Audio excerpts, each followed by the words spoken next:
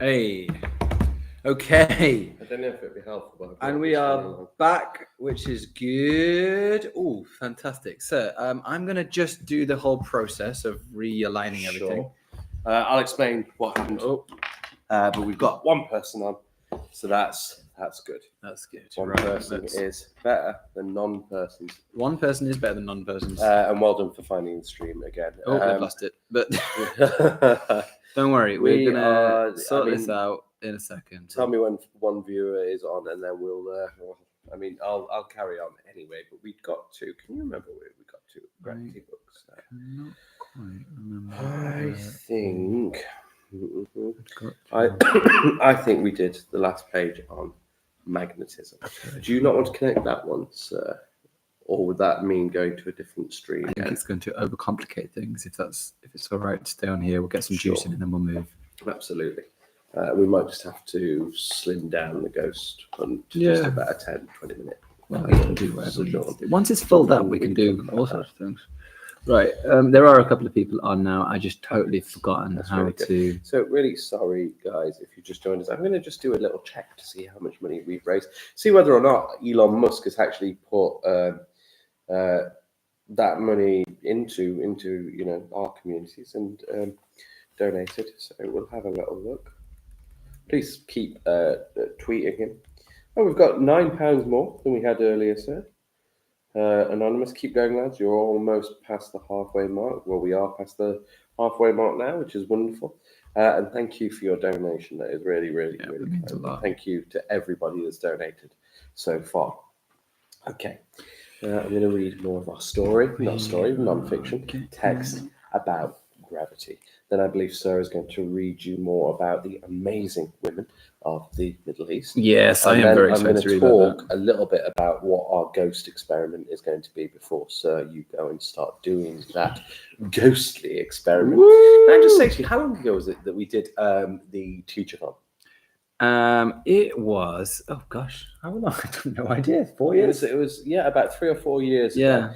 Can I say how much 3 years of age tires you out? Absolutely. Can you believe it? I'm much more tired this time. It is incredible. Anyway, let's continue. How does gravity affect you? You need muscles and bones to keep your body shape against the pull of gravity. Without gravity, you would have no weight and you would float off into space. When in space, astronauts can float around because there is almost no gravity to give them weight. This lady here is certainly enjoying floating around. Whoa, she's having a whale of a time. But actually, that's inaccurate. Well, I know it is accurate. It says there's almost no gravity in space, and that is true. Yeah. There is no such thing as zero gravity. Because there is always some mass somewhere. And actually, if you are in space, then you are giving off gravitational pull yourself. Point, sir. So there's no such thing as zero gravity. Weight and mass. In fact, there's no such thing as anti-gravity as well, is there? You see in all these programs where people are walking around on the floor in space. Yes, I can't imagine technology that exists. It doesn't exist. Weight and mass. However, if it was spinning really, really that's fast. what I was just thinking. Yeah. It could emulate, but we haven't tried it. We haven't done that, have we? So, weight and mass. The pull of the Earth is strong for 2 reasons. The Earth is very, very massive.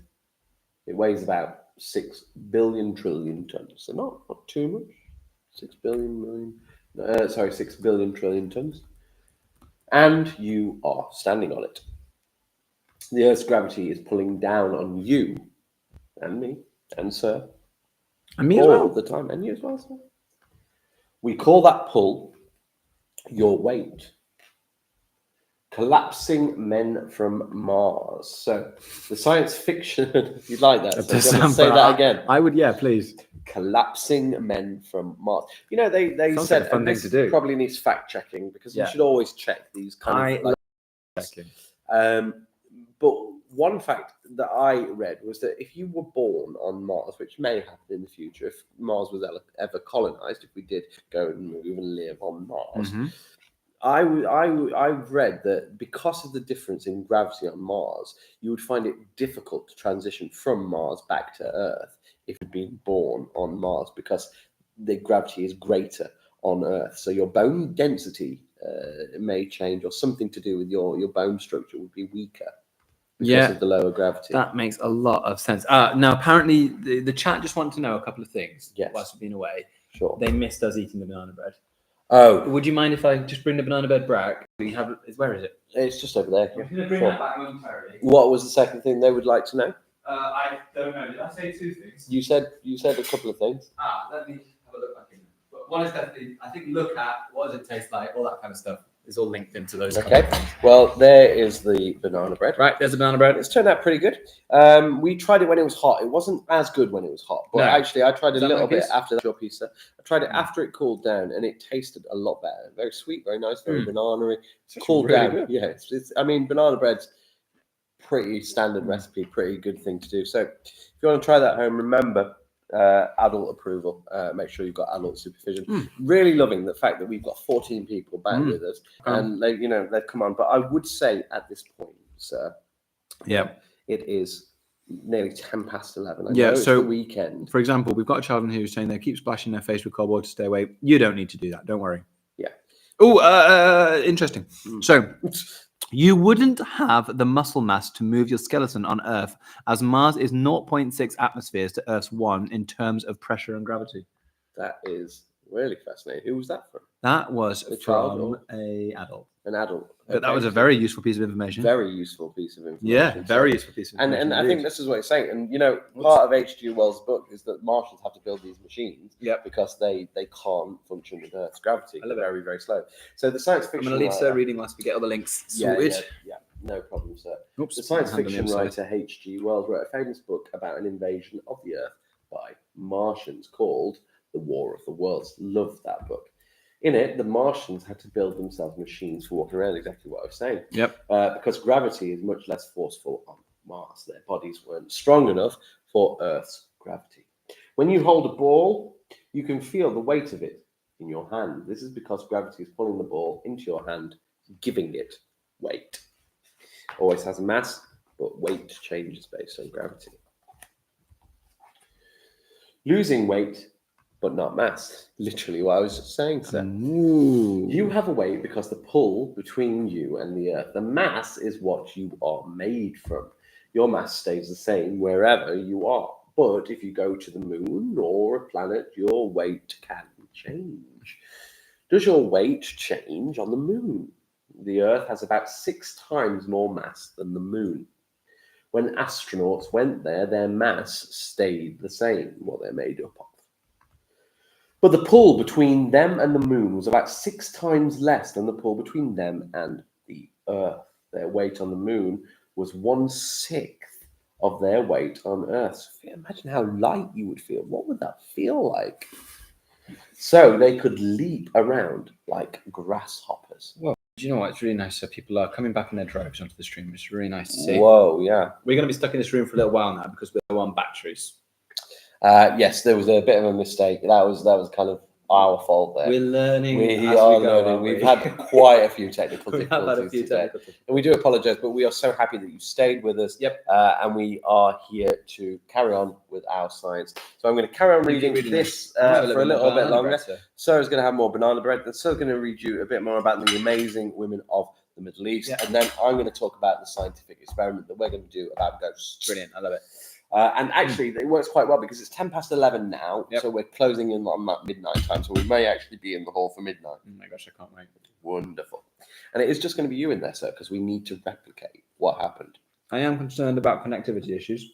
Okay. But we'll see. But it's just over there, so hopefully, fingers crossed. Hopefully it'll be okay. You got the camera on the book and me, yeah? Yep. The camera's on you. If you went to another planet, the pull of gravity would change. If the planet was more massive than the Earth, the pull would be stronger. If the planet were less massive than the Earth, the pull would be weaker. Gravity is like a bungee jump in reverse. When you leave the Earth, gravity pulls you back. Though, unlike a bungee jump, it doesn't pull harder the further you go. On a tiny planet, the pull of gravity is so small that you could easily jump very high. Could you jump out of a tiny planet's gravitational pull, do you think? Is there a planet that would be the right size that if we put enough of a jump to it, we could jump away. It surely must be. But would it be a planet? Is there a size limitation to a planet? Oh, of course. Yeah. So there would be so much mass that even though you'd be jumping really high, I think the mass of the planet would be greater than the mass of your body, and it would bring you back somehow. Okay. What about a moon? I think if we're talking about just a small floating rock potentially, Okay. but a moon's got to have. I'm going to go and fact check it. Fabulous. Right, I'll get back to you, sir. On a huge planet, the pull of gravity would draw down. You would feel heavy, and you would find it really difficult to jump. With greater gravity than that, maybe even impossible to jump.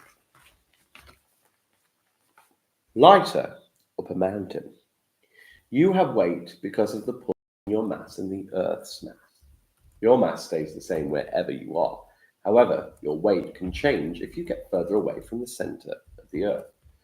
The nearer you are to the center of the Earth, the more you weigh. At the bottom of the valley, you weigh a little more than you weigh at the top. That's interesting. The further you are from the center of the Earth, the less you will weigh. Climb to the top of a mountain and you lose weight. And not just because you're doing exercise. Ooh. But not mass. I'm ready for a fact check time, sir, if you are. The bathroom scales will still give you the same reading when you come down. Now, this is very interesting, sir. I'm going to just kind of read this to you. I hope you don't mind. It's going to go straight up. What I'm doing at the minute is reading. It's fine. Oh, yeah. So we did a little bit of fact checking though. So that was a really interesting question. Is there going to be a planet or moon small enough that you can jump off? So here's the answer. Yes, there are a few small moons and asteroids in our solar system where the escape velocity is low enough that a human could potentially jump off them into space. So here are a few examples. We've got one of Mars's moons is known as Deimos. With an escape velocity of just 5.6 meters per second, a really strong jumper could launch you off Deimos. Now, I guess it depends the strength of your jump, because obviously you are putting a certain amount of pressure down. I suppose it depends on your mass as well and how much you're being put Absolutely. down. We've got Phobos, should have a Mars's moons. Now, I never really thought of Mars as having moons, but presumably it must have large bodies that rotate around it. While you wouldn't escape Phobos with a jump, you could reach incredible heights of around 770 meters. Imagine jumping 770 meters. That'd be wow. That'd be terrifying. It really would be. Wowzers. Would you be low enough to survive that on the descent because the gravity is lower, do you think? That will be the next fact check. Right. I mean, I don't know how you're surviving anyway in these situations. Some small asteroids, and that's what we did say, and we did agree that would probably be potential, wouldn't it? So many small asteroids have very low gravity, and a jump could potentially put you in a very high orbit or even escape their gravitational pull. It's important to note that this is theoretical concept. Yeah. What does that mean, sir, a theoretical concept? So theoretically, it's an idea that's not been tested. Yeah. So it hasn't been proven because nobody's done it, but the science around it would be pretty hard to prove. But the science around it and everything that's been done in kind of simulated thought holds up that would be true. I like that. That's interesting, and I like that we can hypothesize. We can make these predictions about things, even sometimes when we can't test it. But until we test it, we can't know for sure. We can't know for sure. So surviving in space without a spacesuit obviously would be impossible. Additionally, if even one of these small bodies jumping high enough to escape would require a tremendous leap beyond what's humanly possible on Earth in some situations. So you can find more information in all sorts of other places. And I'm going to find out, what was the question? If I did jump up 770 meters, would that moon, would a gravitational force pulling me down be so great that by the time I landed, it would hurt? It would hurt. Right. That's the next question. Weightlessness. Have you ever been over a humpback bridge in a car or been on a fast, bumpy fairground ride? For a moment, you may have felt as if you had no weight.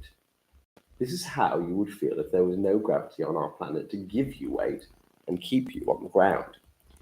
You feel weightless on a big wheel when you're spun round the top, travelling back down to the bottom.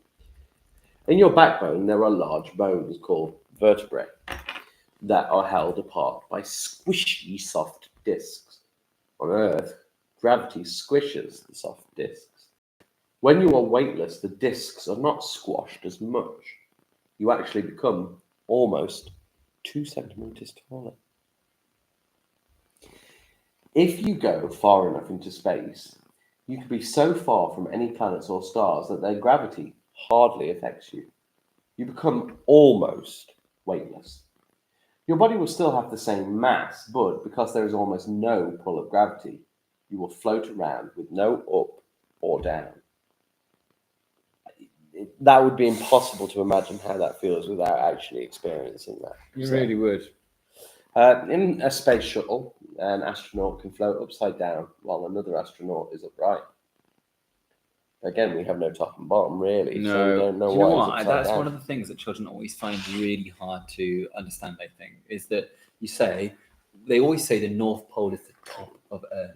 It's the top, but it's not the top of Earth, is it? No. You can't have a top bottom in space. There is no such thing. No. There is just space. Space. So why is it then that we feel that the North Pole is the top of the Earth? What is that all about, do you think? I just think it's the way that we've been taught over the years, isn't it? You know, that there is a definite north and there is a definite So south. what do you and that think would be that top we and are bottom. looking at and seeing and having over and over again forced into our eyes that makes us consolidate the concept? Well, there's maps, for example, isn't It's there? the maps, There's isn't it? maps, and the way that the maps are up, Yeah. so north is at the top, south is at the bottom, and it just puts that perception into our minds, It does. So there's actually no reason why a map shouldn't be the other way around, is it?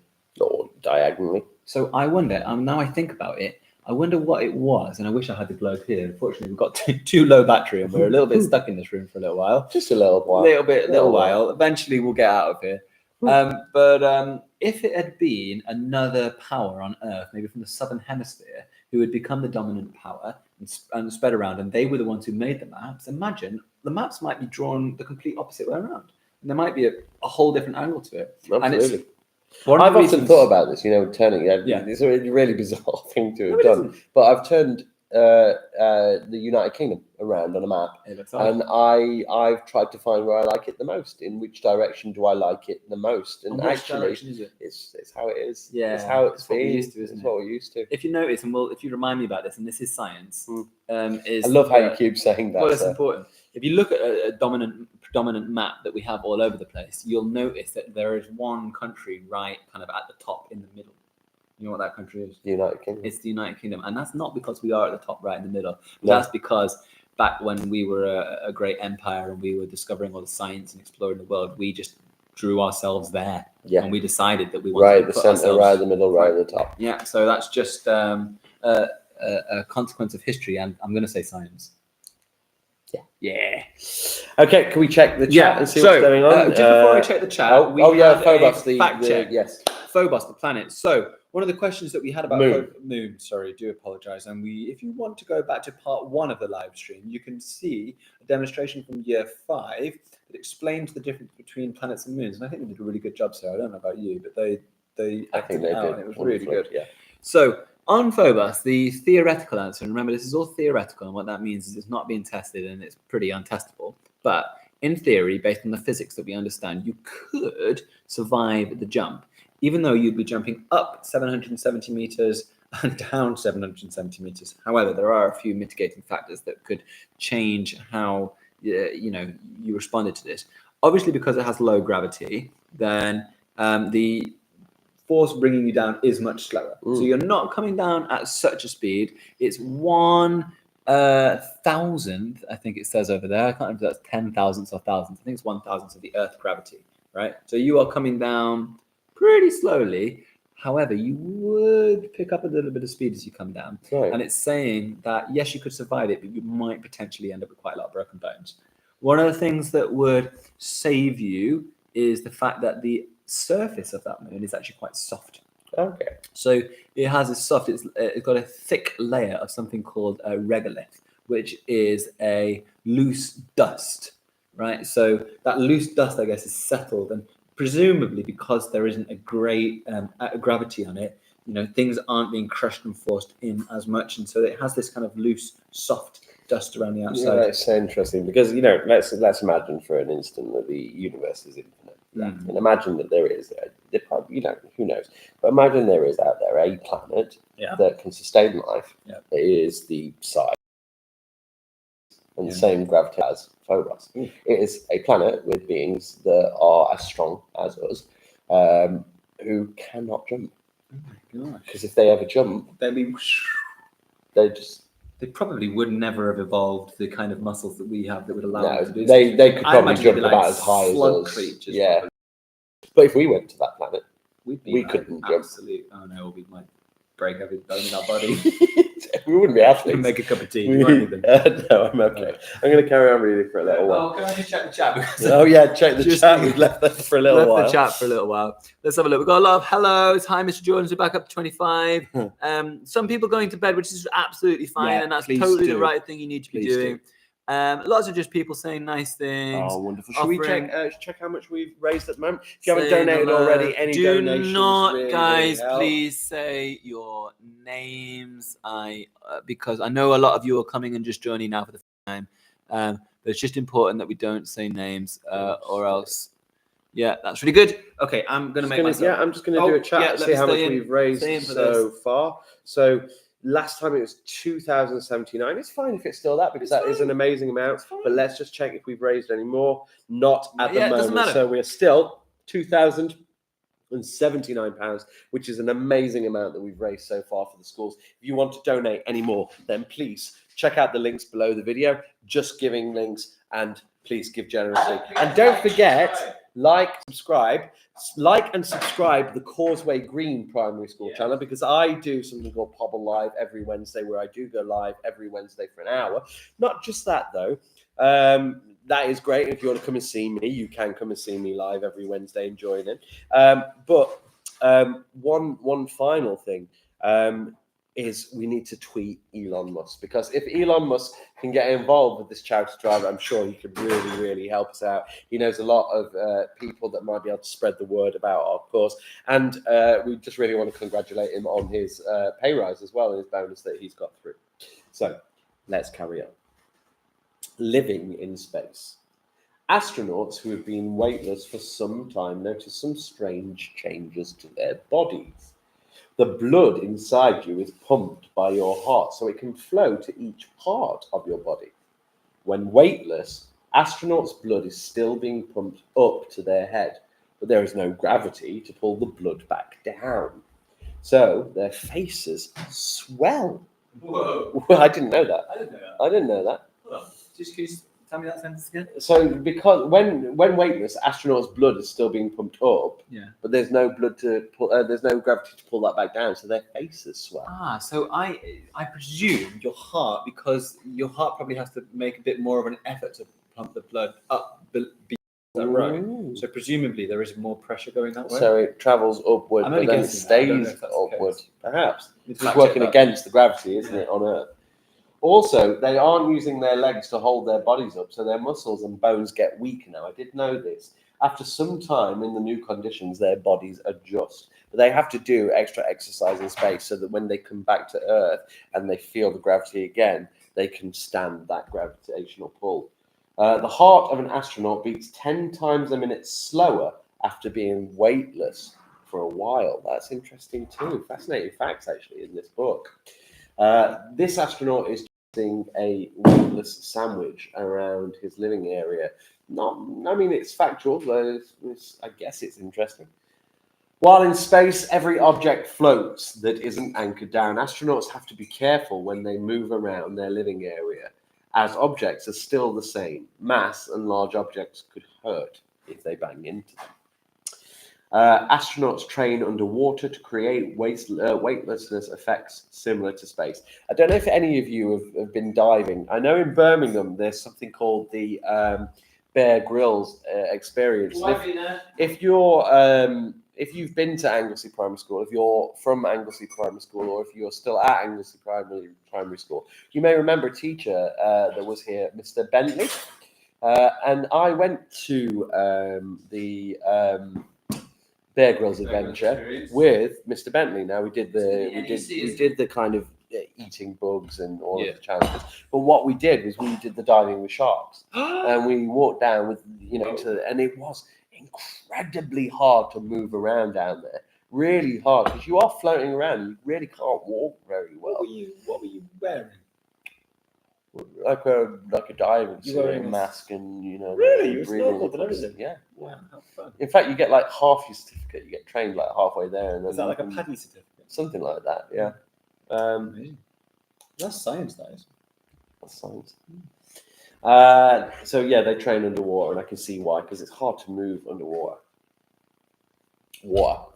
Well, the strong forces. Sometimes we feel strong forces, such as when we are on a fairground ride or take a tight corner in a car.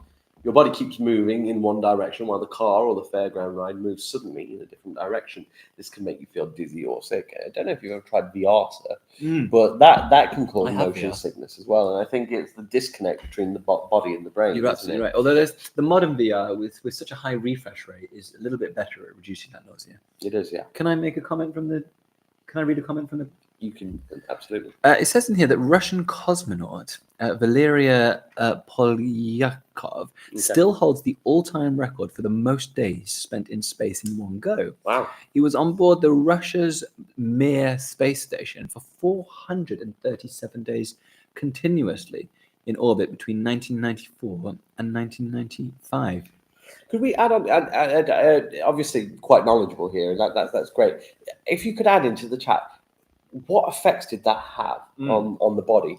How did they readjust to being back on Earth after that? He's actually said he had to be carried on Earth. Wow. Yeah. You already answered the question. Well, there you go. He knew that. He knew that. I wonder if he had to be carried for the rest of his life. Probably not. I hope so. Probably not. Hopefully, we got better. Your ear is the organ that senses the pull of gravity. Your ear senses gravity. Ear, that's well, now that actually makes a little bit of sense to me, because your inside your ear is where you deal with all your balance, isn't it? Yeah. There are those little loops that can tell whether you're upside and which way around you are, and that's why sometimes when you're spinning, have you already spoken about that bit? No. So when you're spinning, the little loops on the inside of your ear, they get all sort of distorted and still carry on swirling, and so when you stop, they're still swirling, but your vision is not. In fact, that's exactly what we were talking about with VR, wasn't it? Yeah. Which is kind of the opposite way around that, where you are not swirling, but your vision kind of is. Yeah. So, interesting. Can I add one other thing? Yeah, We've had some people on the chat here who say they've been going for like 8 hours staying with us, which is really, really nice. And obviously, it's important that you do get some sleep. We've also had another comment just on that Russian cosmonaut who came back, and it took him 5 years to return the mass that he lost. Wow. That is commitment. That is commitment. Yeah, that's a really good question. And we've got one here from Darcy Meyer, who says, didn't say the name. I don't know why I said the name. Where are you sleeping, guys? Oh, well, we're not sleeping. That's we're going to be awake constantly. We will get to go to sleep. Well, we will finish the stream at 11 o'clock tomorrow morning. On Saturday. That is when we will pause it. And actually, it'll be tomorrow in about 32 minutes. Woo! So we're going into the next day. Milestones and all that, sir. Milestones and all that. So we will be going into the next day very, very shortly. But we are not going to go to sleep. No which way. is not good for us. It's not good for us. And it's something that you absolutely shouldn't do. And actually, you should be. If you're young, if you're a child and you're watching now, I suggest we should be going to bed. We won't be sad if the numbers go down. We'll be right now. Because you can rewatch this later tomorrow, can't you? Yeah. And really, what I want you to do is I want you to be here for the end. I want you to be here when we succeed tomorrow morning. In the morning. If you stay up, you're going to miss it. You're going to miss the end. You'll fall asleep anyway. So please go to bed if you are a child now. Get some sleep and check on us in the morning when you wake up. Yeah. It's the right thing to say, sir. Absolutely. Let's keep going for a little bit, and then so you're going to take over for a little while. I'll do that. I feel bad that we're reading story after story. I feel like I do a little bit of learning somehow, but I know we're limited for. I think this is okay because we're chatting at the moment, and we are learning. All right. Where are we at? I think we'll just keep going for a little bit, and then we'll see where we get to. Okay. I'll maybe do this page. I'll do one more page, and then we can save a little bit. Yeah, that's a little bit for later, as well as our Isaac Newton. But I think it's okay towards this period of the night when people are starting to log off. I think this is kind of fine before the ghost hunt. Because before the ghost hunt, and then we've got lots of slides to get through as well. We've got a lot of slides. We're trying to also break a world record for the most slides, haven't we? We've got a couple of records running at the same time. We've got a swirly slide. Yeah. Your ear is the organ that senses the pull of gravity. It has fluid-filled spaces called semicircular canals. Excuse me. The fluid moves about as you move and bends tiny hairs that tell the brain what direction you're leaning towards and if you're upright. Weird.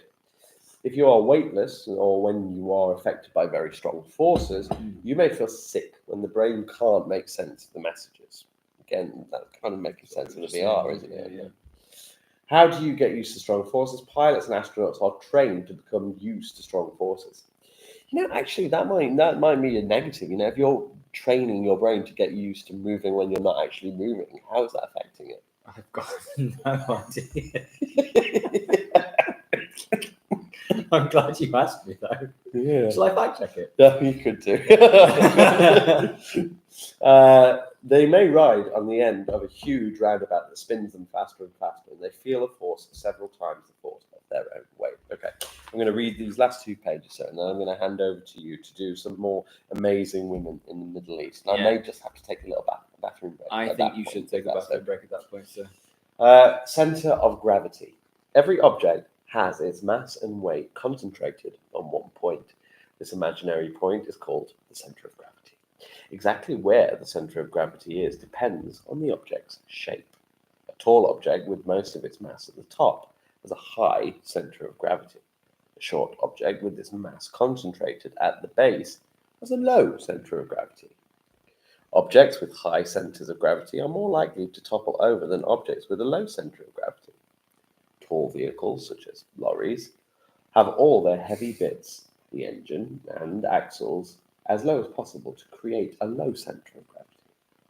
This lorry would have to lean a long way to fall over as its center of gravity is close to the ground.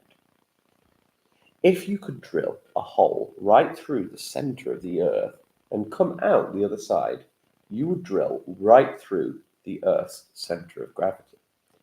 If you dropped a ball down the hole, it would travel back and forth through the hole until it came to rest in the very middle, the Earth's center of gravity.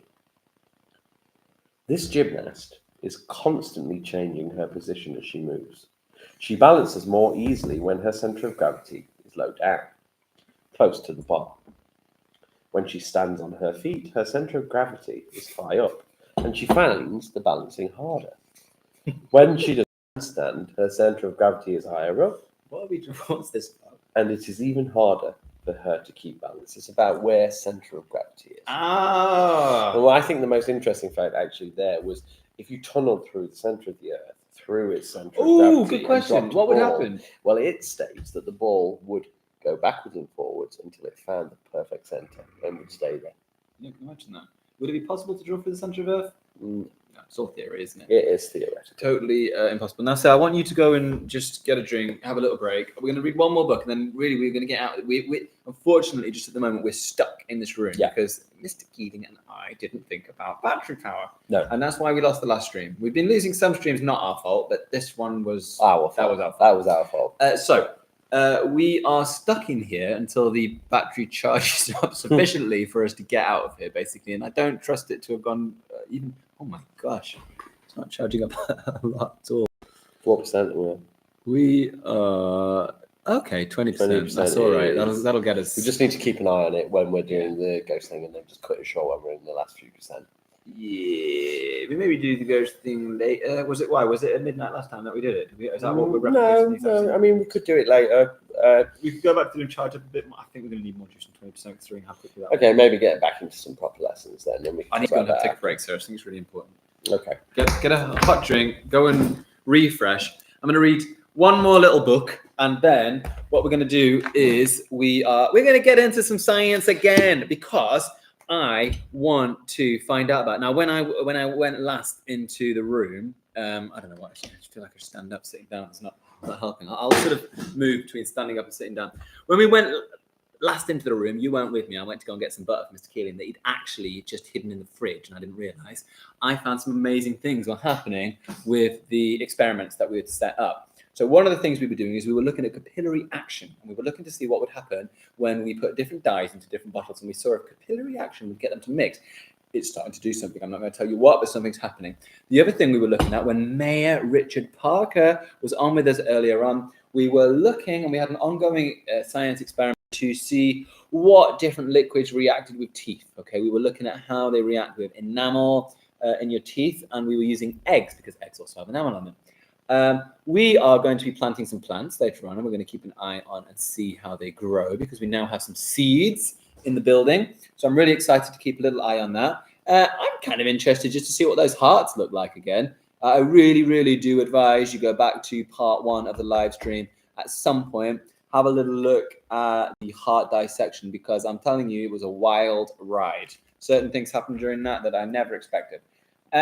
Okay, now I've got a book here that I am a big fan of, and it is known as The Amazing Women of the Middle East. There are also many inspiring people, and we earlier on were looking at Anusha Ansari, and she was an astronomer, an astronaut, sorry, and an engineer. And she went up into space and she broke all sorts of records, which I think is absolutely amazing. She was highly inspiring. So I'm just going to find, and I didn't save the page, my next scientist in here. And if I can't find it soon, I'll carry on just blabbling on for a little bit longer. And at the point when I realized that I accidentally picked up the wrong book. I wanted the larger Rebellious Girls book. Yeah, I did. That was silly of me. Okay. Okay. Well, we'll take this one because it's another science one.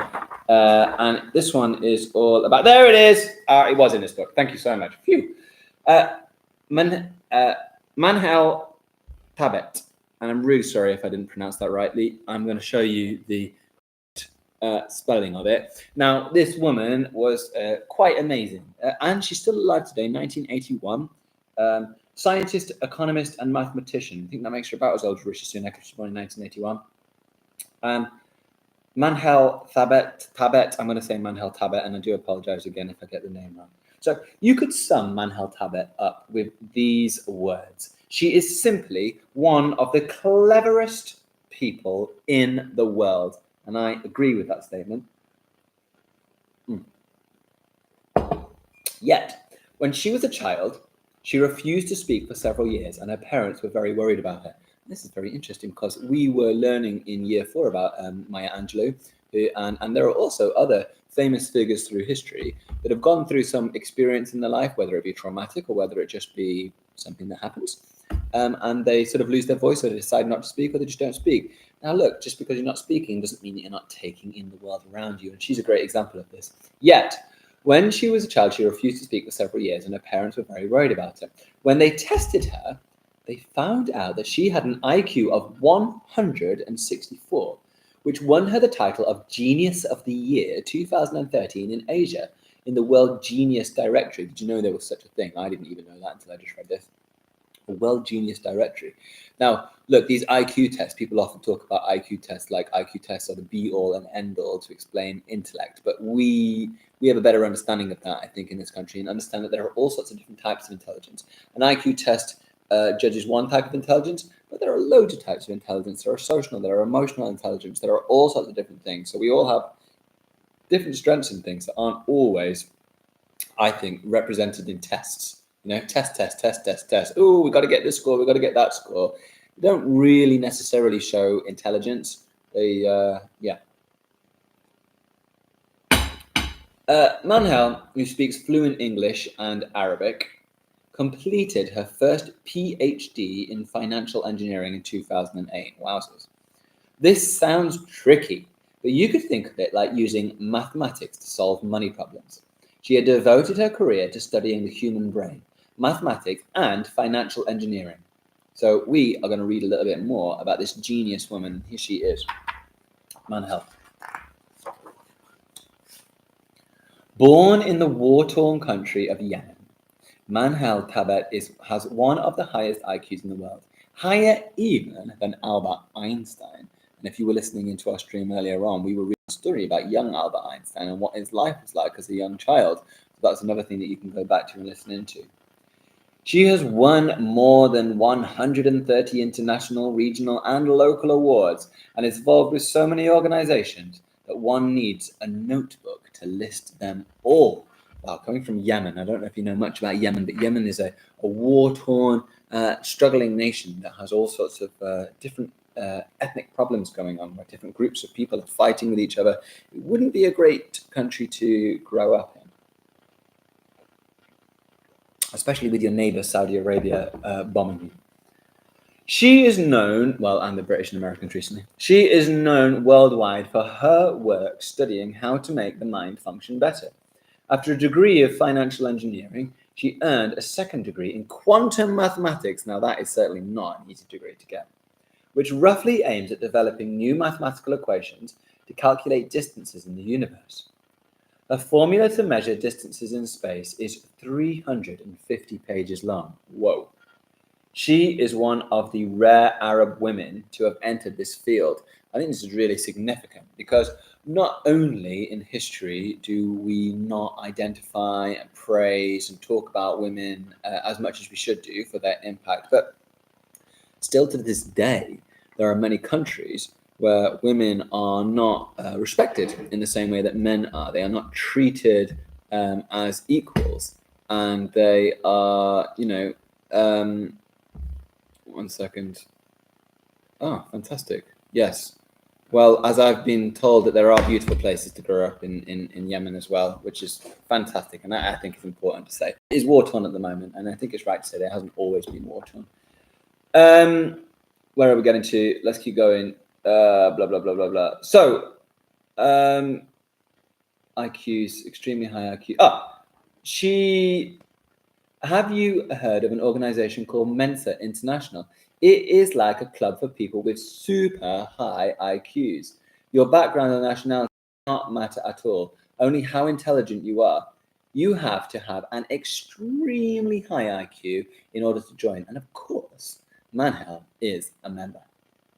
As if all of this were not enough for one lifetime of achievement, Manhel works in a rare science called neuroquantology. Wowzers. Now, I have never heard of that word before, although there are a few little words in there that's going to help. Well, no, there's only one. I know the word neuro. I've heard of neuroscience being something to do with the brain. It uses something called quantum mechanics to calculate brain frequencies. Wowzer. Hey, talking about brain frequencies, we are trying to get Elon Musk to donate to us. We've been tweeting him, and I know some of our followers and people in the chat have been tweeting him too. So, Elon Musk, don't forget, donate. You've had a nice little pay rise, and we would love to share a bit of that. Anyway, so it used something called quantum mechanics to calculate brain frequencies. This is the perfect science for Manhel because her two main passions are the human brain and numbers. In 2014, she received the Avicenna Award. This medal was given to her in appreciation of her scientific work and for building bridges between East and West. Manhel's name is also in the Guinness World Records of 2015. Ooh, our names might be in the Guinness World Records for teaching 1,307 female students to learn mind mapping in record time. My goodness, this woman's quite an inspiration, isn't she? An inspiration, hopefully, to many of us. And we have teachers from Yemen in our school too. Mind mapping, just as intelligent as this woman, obviously. Mind mapping is a note-taking and creativity tool invented by Professor Tony Buzan. Manhel managed to correct all the mind maps in less than 3 hours. The news of this achievement went viral. Strong influences on Manhel's life have included Einstein and Marie Curie. They strengthened her feeling that she should be like a lighthouse for the young, especially young girls. Her goal is to inspire through achievement, independence, and charitable efforts. But being extremely clever is not always a joyful experience. Ooh, thanks. That's a good idea. Students with a gift can often feel isolated and rejected in school. That's so interesting because we talk about children who might be struggling in school and we worry about them. But actually, children who are working at that higher level too can be struggling as well. So Manhel started the World IQ Foundation for gifted and talented students. It gives them a space to exchange ideas and feel supported. What ingredients does Manhel think you need to be successful? The 4 main ones are hard work, resilience, which is one of our key ones at this Anglesey Primary School, and I know Causeway Green, all about resilience, isn't it, sir? Absolutely. Focus Resilience is one of our key co-drone. Woo! Focus and enthusiasm. I think they're all on the list of things that we require in school, aren't they? Absolutely. And I'm liking, sorry, I just want to say, so I'm liking the fact that we've got Captain Lane. That is a good Because sign. it is a sign that the children are listening, they're going to bed, they're settling down, and they can join us in the morning. And they can re-watch it later. They can re-watch it later, you know, if you miss something amazing, which it's going to, you know, no matter what time you turn it off, you're going to miss something amazing. You're always going to miss something amazing. I mean, look at this. We've been reading books non-stop. I mean, if this is not riveting science teaching, I don't know what is. I'm going to read that last paragraph again because I can't remember what it was. What ingredients does Man Health think you need to be successful? Well, the 4 main ones are hard work, resilience, focus, and enthusiastic spirit. And I agree with that. Things we can all try to encourage in ourselves. It's interesting, sir, because Man Health is from Yemen, a teacher from Yemen, and we've got a teacher from Yemen also in the school. That is So really what an exciting. inspiration story that is. Man Health believes that creativity can be found everywhere. Whoa, that was loud. Well, you've got to do it sometimes. You've got to. Even in what we call artificial intelligence, because it will change the world through machine learning. Did you say that again? Artificial intelligence? Artificial intelligence. Thank you. Because it will change the world through machine learning, which is basically an application of mathematics. According to her, the possibilities of this type of artificial intelligence are limitless. I like how you do that. I'm a professional. She believes in the power of the mind to think outside of its own limitations, but mostly Manhel yearns to be a role model. She wants people to believe in their own gifts and to be encouraged to develop them, to realize their talents and dreams, even in countries where daily life can be difficult, like her beautiful homeland, Yemen. It's a really lovely end. It is beautiful. And do you know what was interesting? Because I know life is difficult in Yemen now, but it's important to remember that it hasn't always been difficult in Yemen. And things change in countries, and it's unfortunate the situation that's going through now. This is a quote from Manel. So, would you like to listen to it? I would like to listen to it. Thinking outside or inside the box is the same. Innovation is not having a box at all. Because we always say think outside Think the box. outside but the that's box. limited, Well, because we're thinking about that box that we're outside. Forget the box. Forget the box. Forget the box. I would like to just update the.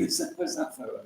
I'd like to update the Can you chat. see that photo? Yeah, that's what I'm about to do. Amazing. I'm going to update the chat because not only have we got humans watching this, right, Whoa, what else have we got going? We have cats watching. Let's see it. Let's So, see it. This is my cat. Her name is Willow, and she has been trying to find me in the tablet, and she's been watching us, watching me. And I think she was watching me earlier when I was making the banana bread as well. And she stayed with us for quite some time, enjoying watching the live stream and trying really hard to find where I am. And apparently my voice calmed her, so that was really, really sweet that Willow is watching. Really sweet. Now, Mrs. Penn has left us. No. She says, good luck with the rest of the night. I don't No. know how you do it. I'll just say it was great having you. Oh, please ask Mrs. Penn to be on in the morning. She's been such a great help. Be on tomorrow. It's so nice to have people who are supporting and encouraging, like all of you are. There's no question about that. All sorts of things. You know what, sir? There's been support from all of the children at school. I think it's important just to remember a little bit of support we've been getting from other adults as well. Yeah. We've got Mrs. Skinner, who is head of science. No way. Mrs. Skinner is head of science. So Fabulous. in a way, this is her baby. Wow. I know. We've got Mrs. Galloway.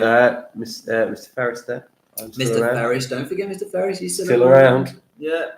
Wonderful. We've got Mrs. Core is being complimented. Wonderful. We've got Mrs. Hess. You might not know Mrs. Hess.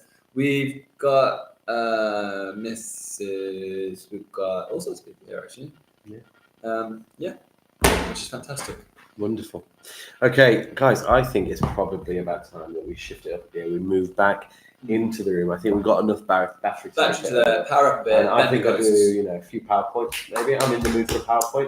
I've already told the chat I'm going to do something first, though, which is I'm going to do a little bit of catch up on all the experiments we've been setting up. Is that all right? All right, okay, let's do a 20-minute catch-up, but you are looking like you need a proper break as well, sir. So why don't we do a 20-minute catch-up, you take a nice little break, and then I'll do some slides. I look great. What are you talking about? Come on, you grab this. You've done really well with it so far. Yeah. So you grab it all. And bring it along with us. Are we leaving our rubbish here? I'm thinking that we clean up in the morning, because I need to go to the costumes anyway. So we'll clean up in the morning. But I feel we're not going to want to. I want to put. I will put the banana bread in the fridge. And I think Now, this is real science. You're putting the banana bread in the fridge, and so why are you doing that? because I want to preserve its life, and I don't want it to gather any mold. I want it to be edible for longer. Preserving its life. I like that. So, as we know, bacteria is our friends, and we really rely on all these microbes, but not all bacteria is great. And so, what he's going to do is he's going to reduce the chance of the harmful bacteria from spreading. Now, this I am concerned about. Let's have a look. What percentage are we at? We'll get ourselves all the way across there. Oh, we'll won't be we? over there. We're over 20%. We're going to go slowly though, because we lost a little bit in the. We did it on the way in. We're 26. My gosh, we're charging slow. We are cooking on. We are cooking on gas. Let's just check that this is right. I'm going to keep this out. Mrs. Penn has said that she is going to tune in the morning. So this is my hotspot. If I keep that in my pocket, I'm going to unplug. So we need to. I think we should take these back because they don't belong to us, and I took them out of the fridge. I thought that was your butter, which is a sign that I am losing my mind. Right. So I tell you what would be helpful if you did carry one thing. Yeah. Which would be the plug. Sure. Do you want to unplug the plug now? I'm gonna. Oh Plug that one. no! No. Don't unplug that. Don't unplug anything on your side. All right. Just you wait. I'll wait until you hand Just it. wait until everything gets handed to you. So. Right. Are you ready? It's good philosophy for life. That. Wait. Just wait until everything No, gets handed to no, you. it's not a good philosophy for life, No. sir. It's a very bad philosophy for life. Right, okay. Don't wait for everything to be handed to you. Get out there and do something. Even if it is just staying up all night to teach science. Oh, yeah. Do you know what? Can I tell you another, and this is science, sir. Yeah. I'll tell you another phrase that I hate. Oh, yeah? Oh, God. Rain, rain, go away and don't come back another day. It's not that. Is it raining? I don't want to get all this technology wet. We'll have to go quickly. It's going to get wet. Okay, we're going to go quickly, which is not good for the stream.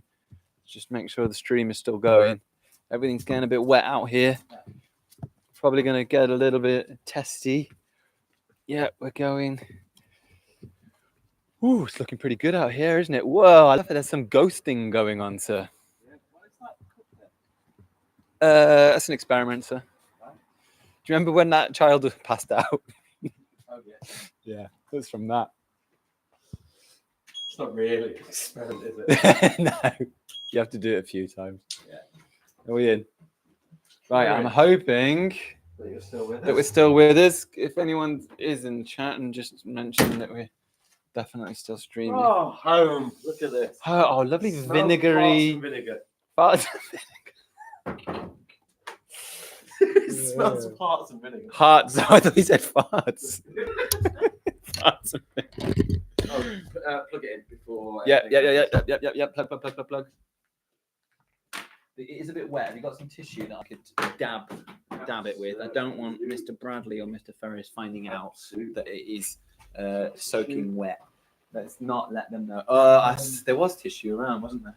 Oh, can now we please cover up the hearts then? by using, I'm going to show the chat the hearts again, sir. So, and then I'll start covering them up. I'm going to use a bit of capillary action here to take the water by dabbing it off all the electrical equipment. Water and electrical equipment, not a good combination. Let's just, everything I think is all right. Right, good. I love that someone said that they're getting a little bit bored. That's probably a good time then for you to go to bed, I would say. I would say so too. Now, I'm going to move this away because we are going to have a little look at 1 or 2 or 3 of all of the experiments that we have set up. I'm just going to check. Chat is saying in the reader it needs replacing. Miss Padua says she's been moaning about the door for ages. I quite enjoy tapping it over and over again. I think Yeah, that's fun. it checks that you really want to get into Yeah, it adds a little bit of spice to the day. Can we move the hearts? Right, I'll tell you what, should we do the hearts first so I can move them for you? Yes, please. Right, we're going to have a little check up on our hearts, okay? So, earlier on, year 6 were in here and they were dissecting hearts. So I'm going to come and pop these hearts onto the screen. And wowzers, look at these things. You can see how these hearts have been opened. Now, we were talking about how that steak we were eating earlier on, it pretty much looked just the same, didn't it, sir? However, for some reason, sir wasn't squeamish about it. And we were trying to wonder what that was about. But maybe because the heart is an organ inside your body and because of the way people talk about hearts. But you can see this, look at the way it cuts open. You can see the different chambers inside the heart. What's interesting, and I don't think it's as obvious over here on the chat, but as time has gone on, it has changed. I presume it's oxidized. I'm just making that word up. I presume it has. But those are the hearts from earlier. And if you're interested to see what went on with the hearts, then I would tune in at some point to part 1 of the stream. I'm going to go and hide these over here from Mr. Keeling because Mr. Keeling is not a big fan of the hearts. DM don't strat. Miss Bensley is on. Miss Bensley is from our school. Hey, Causeway Green. Which is wonderful. Lovely to see some people. I'm not sure what DM don't strat means though. Who knows? Who knows? So, now this is something I've been a little bit excited to do, and that's to catch up on some of the experiments. Now, one of the things is quite a lot of experiments. You can't tell what's going to happen straight away, and you have to keep coming back to it time and time and again. Is the charge is definitely working, isn't it? It's the little charge thing down at the bottom, so I don't want to make any more mistakes. It's the little symbol showing charge. Yes, it's charged. It is brilliant. And do you know what? I mean to plug that one in as well because this is running a little low. There's a USB-C just there next to your hand. Perfect. Lovely. We've had to charge up the hotspot. We're having to charge up the laptop. So I'm going to go over to the science corner, which is over here. You're going to have a look over here on the main screen, and I'm going to update you on some of the things that we've been doing. Now, one of the things that we were doing is we were looking at capillary action. Let me move this. Well, I'm excited for this one because not a lot had happened earlier. Microphone so over the capillary here. reaction. Which is fine as well. I'm going to drink a little bit of this. Wonderful. Go juice. Excited to find out about this capillary Right. reaction. Capillary action. So, we're in shot, aren't we, sir? I'll just double check. I think we were. A couple of things catch up. Yeah, we're in shot. Perfect. Right. So I'm going to bring our capillary action back into action. Let's have a look at what's happened. I'm going to slowly reveal this because our first one here, we had the red. And we're looking to see if the red has moved in. Now, it's quite hard to see. There is a slight greenness, a very slight greenness to the water, which tells me that some of the green via capillary action has come up. And if I have a little look, I can see a little line of how it's been sucked up. Remember, we're just using tissue in between these things to see if via capillary action they can transfer some of the colour. I'm going to move down a little bit further. Sorry, sir. I think Mrs. Bensley is saying DM don't stay up all night. I think a child from our school is still with us at the moment. I think we just need to say if you are a child now, we are going to ask you to go to bed. If there are children still with us in the next half an hour or so, it might be worth turning off the chat. But definitely get back on in the morning. Yeah, in the morning, the chat will be back on in the morning, but I think half an hour, if I'm still seeing messages from children and children are still watching along, that chat will go off. Very good plan. Right, over here, there is a slight redness to this water, but again, it's very hard to see. However, interestingly, if we move over to our last one, this had absolutely zero colouring in it. Absolutely nothing. It was just water. And what's happened via capillary action, we can see that the green food dye has been absorbed up through this root and has gone into here. And actually, I think a little bit of the yellow is also mixed into it as well. So I can see some little shades of green and yellow inside that. So it's interesting. You can see now when you look at it, there's a slight redness to that, a slight greenness to that. But this one has really, really gone that through. one you can completely tell, can't you? You can see. Just have a look at that. Clear look at that one there. The green one is completely gone in there. It's actually darker on this side than it is on that side as well. That is really interesting. Brilliant. Right, so that's our first experiment that we've had a little check-in, and we're going to keep coming back to that one because I find that to be a fascinating experiment. Capillary action. Now, let's go back to the one that was set up and officially opened by the Mayor of the West Midlands. Yes, and the mayor popped in, didn't they? Do you want to speak about that very quickly, so for anybody who wasn't on the stream at that point? Well, if you're just watching this and you haven't clicked on the first one, I would definitely watch part one because we've got all sorts of special guests. I would get through that, but one of those was the mayor, Rich Parker, and we were looking at these eggs. And we were asking ourselves the questions: what is going to happen to our teeth if they are put into different liquids, and what kind of reaction would happen to them?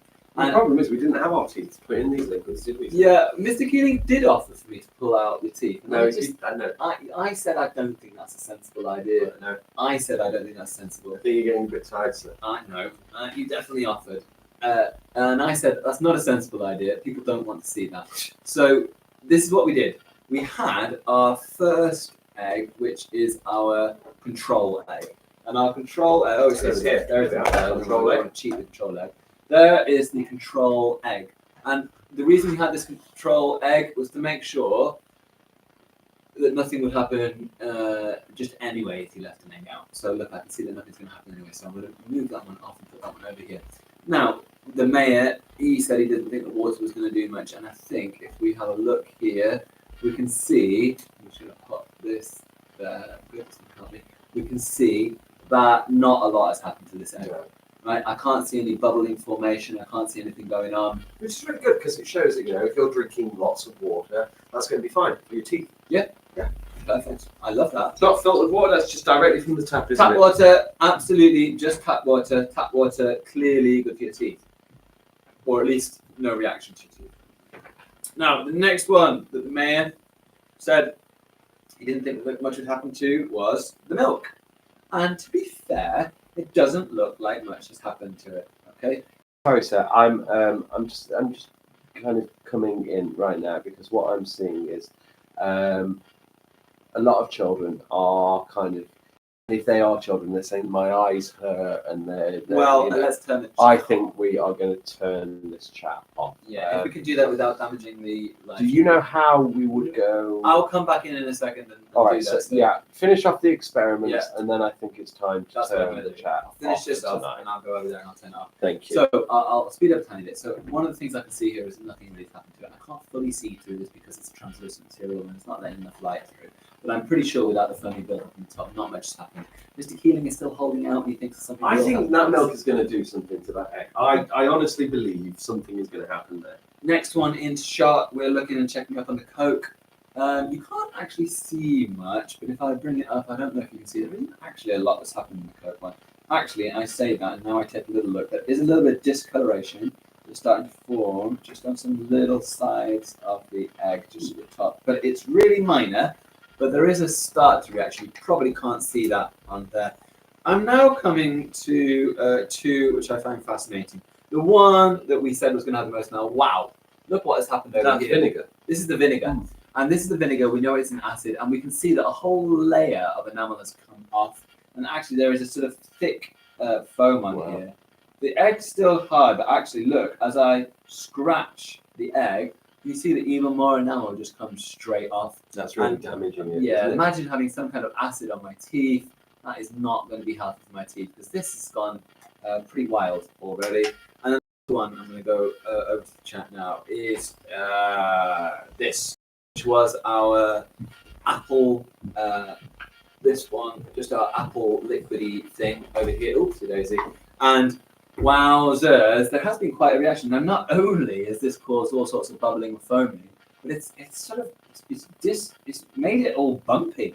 I don't fully understand what's going on. I don't know if these are like sugar crystals that are forming on it. I'm gonna have to do a little bit of research. And the egg itself, it feels rough. So there's been quite a serious reaction with this one. This has quite a high sugar content compared to the other ones. And I'm wondering if it is the sugar that is reacting. And I'm just trying to scrape it a little bit. Oh, I mean, it's a weird, horrible kind of formation. I would not like that on my teeth. Like, that would not be nice. Sir, I'm going to go and play with the chat. Are you happy for... Yeah, what I was going to do is going to dip into a later part of my stream. Because what I think it might be important is for us to brush our teeth. Ooh. Speaking about teeth at the moment. Totally correct. I think, we should talk about a little bit about healthy teeth. It's a great idea. And I think then we should both brush our teeth. I'm up for that. So if you get the chat turned I'm gonna off, sort the and chat then out. I will go and brush your teeth, sir, and then I'll talk about teeth, and at the end of it, I'll go and brush my teeth as well. Brilliant. Okay. So let's go into that, shall we? All right. It's nice to see people actually saying now they're going to go to bed. That's really nice, and please do. Good night, everyone. We really appreciate you being here, but even though it's the weekend, it's time for you to go Yeah, and get it some is now sleep. 12:05, so off you go. No. Thank you for supporting. Yeah, we've got people saying bye, Mr. Keeling. Have fun night. We Bye, will. Mr. Keeling. Thank you for having so much fun. We'll have a wonderful time. And you're going to see it in the morning. How are we looking, sir? I believe Where in the you. camera is? I believe in you, Mr. Keeling, and the other teacher. Lovely. I believe in the other teacher too. I do too. Can you see the screen okay? No. Can we move it a little bit closer? It's a bit bright for some reason. I wonder if turning off the lights isn't going to help. No. What about if you made it full screen? I'll try it. It's better.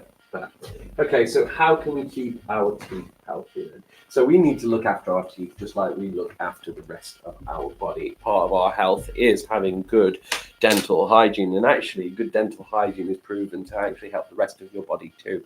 So having kind of diseased gums or poor teeth can affect the rest of you. So it's very important to keep a healthy mouth and to keep a healthy smile.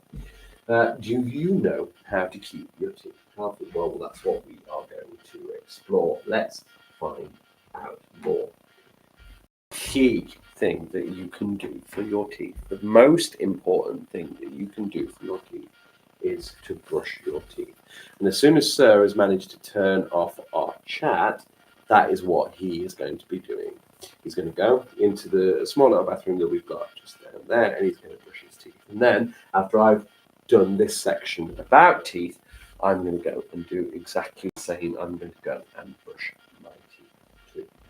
Now, you need to brush your teeth twice a day. You brush it for 2 minutes. That's 30 seconds on the front of the upper teeth, 30 seconds along the back of the upper teeth, 30 seconds along the front of the lower teeth, and 30 seconds along the back of the lower teeth. And don't forget to brush the gum line too, to get rid of any plaque. As you grow older, you might want to floss, and you might want to add mouthwash into your daily tooth cleaning regime. It's really important to brush your teeth at least twice a day. Now, it says at least twice a day, and that's because, based on our experiment that we've looked at, if you've had something particularly sugary, or if you've had something particularly acidic, you may want to go and brush your teeth directly after that so that it doesn't stay on your teeth and it doesn't damage your teeth. You okay, sir? I just really like this. One of our teachers' mum was tuning in, and like that. Showing somebody like that. That's good. That's cute, isn't it? Yeah, Yeah. Sorry for interrupting you there, sir. no problem. It's really important that we brush our teeth. Can't see the red bit, the middle bit. It's okay. I mean, these can be prompts for me anyway. Perfect. I'm explaining what it says, so you Perfect. don't need to see it exactly. I'm just using these as prompts and reminders for myself. So it's really important to brush your teeth at least twice a day, as we said. Brushing your teeth, gets rid of any food that is around your teeth. So, as I say, twice in the morning, twice at night. You should actually brush your teeth after breakfast. A lot of people brush their teeth as soon as they get up, but you shouldn't. You should get up, you should have breakfast, and then... Can we fact check? Because I've always agreed with that comment. Yes. And it was Mr. Singh who said that actually brush your teeth and then there's something to do with you eat the food and it's, I'm going to fact check it. I'm Because pretty that's sure what it's I've- after breakfast. I've always said after I've breakfast. always gone for after breakfast. Yeah, but it makes sense. You've got You the get rid dirt, of the you food clean waste. it. Yeah. Fact check it. I'm I'm fact checking. saying after. I If it's agree. wrong, I am really sorry. We It's- will fact check that. But it was Mr. Singh who said otherwise. But then, obviously, throughout the day, if you've had something that is stuck in your teeth, or if you've had food that's particularly damaging to your teeth, the best thing you can do is brush your teeth. But if you don't have the opportunity to brush your teeth throughout the day, then drink something like water to wash away the food debris as best you can. Oh, sir, can I get in on this chat? So this is fascinating. I didn't even believe Mr. Singh when he said this. So it's generally recommended to brush your teeth before breakfast. What? Here's 3 reasons why. Number 1, it actually protects enamel. Brushing before breakfast helps remove plaque and bacteria that are built up overnight. This protects your tooth enamel from the acids and food drinks, which you can weaken over time. Well, I don't see why you couldn't do that afterwards. No, Freshens breath. Brushing the first thing in the morning helps give it. Again, I don't understand why that would be afterwards. that could be after breakfast. Jump starts saliva production. Brushing stimulates saliva production, which helps to neutralize acids and protect your teeth throughout the day. But again, you're washing away food. Maybe look into it a little bit more. Yeah. Yeah, maybe not. No, So it's not confirmed yet, sir. No, not confirmed. It washes away any sugar and other things that can hurt your teeth, and that's kind of what I've already been saying. Do you know how to brush your teeth properly? Well, I've just talked to you a little bit about that, but let's find out. So, how to brush your teeth? First, you get your toothbrush and you put a pea size. Now we had peas earlier, so as you saw those. Put a pea size amount of toothpaste on to the toothbrush. Next, brush the front of your teeth, top and bottom, and the sides. Then, gently brush the outside of your teeth and the back teeth. So here at the front, sides and outside. Brush the insides and tops of your teeth, so you're making sure that you cover every part of the mouth. Then, gently, and I didn't say this before, gently brush your tongue. Finally, spit out any toothpaste that's left in your mouth, and you're finished. Now, some people rinse, don't they, sir, They do. after they brush their teeth? And we might need to fact check this as well, just to make sure we're accurate. I'm going to answer the first one first before I fact Okay, check it. okay, go ahead, answer the first one. So right now I'm starting to understand why Mr. Singh was saying this to me. So what it says, I can't read it down. I'm going to read it. It says the reason for brushing before breakfast, right? Mhm. So it says brushing after breakfast can also help remove food particles and bacteria, blah blah blah blah blah. However, it doesn't offer the same level of preemptive protection for the enamel.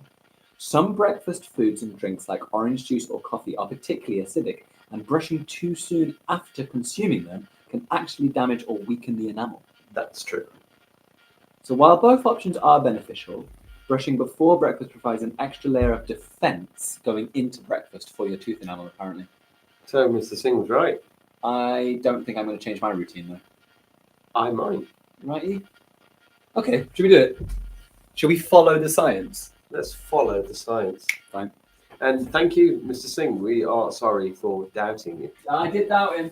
I doubted him. Can we fact check this then? Sir? Right, I'm Just ready. Before you go and brush your teeth. No, fact check time. Fact check.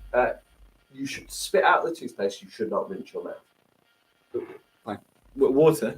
With water. You shouldn't rinse afterwards. You should brush your teeth with toothpaste. I'm pretty sure and that's then you right. should- I'm going to say You that's should definitely spit right. the toothpaste, and you shouldn't rinse it with water. Just double check that for me. So the key thing that you can do to protect your teeth is to to brush your teeth. The second thing is to have regular 6-monthly, if you can, checkups with your dentist, because dentists can spot problems that you might not even know that you have.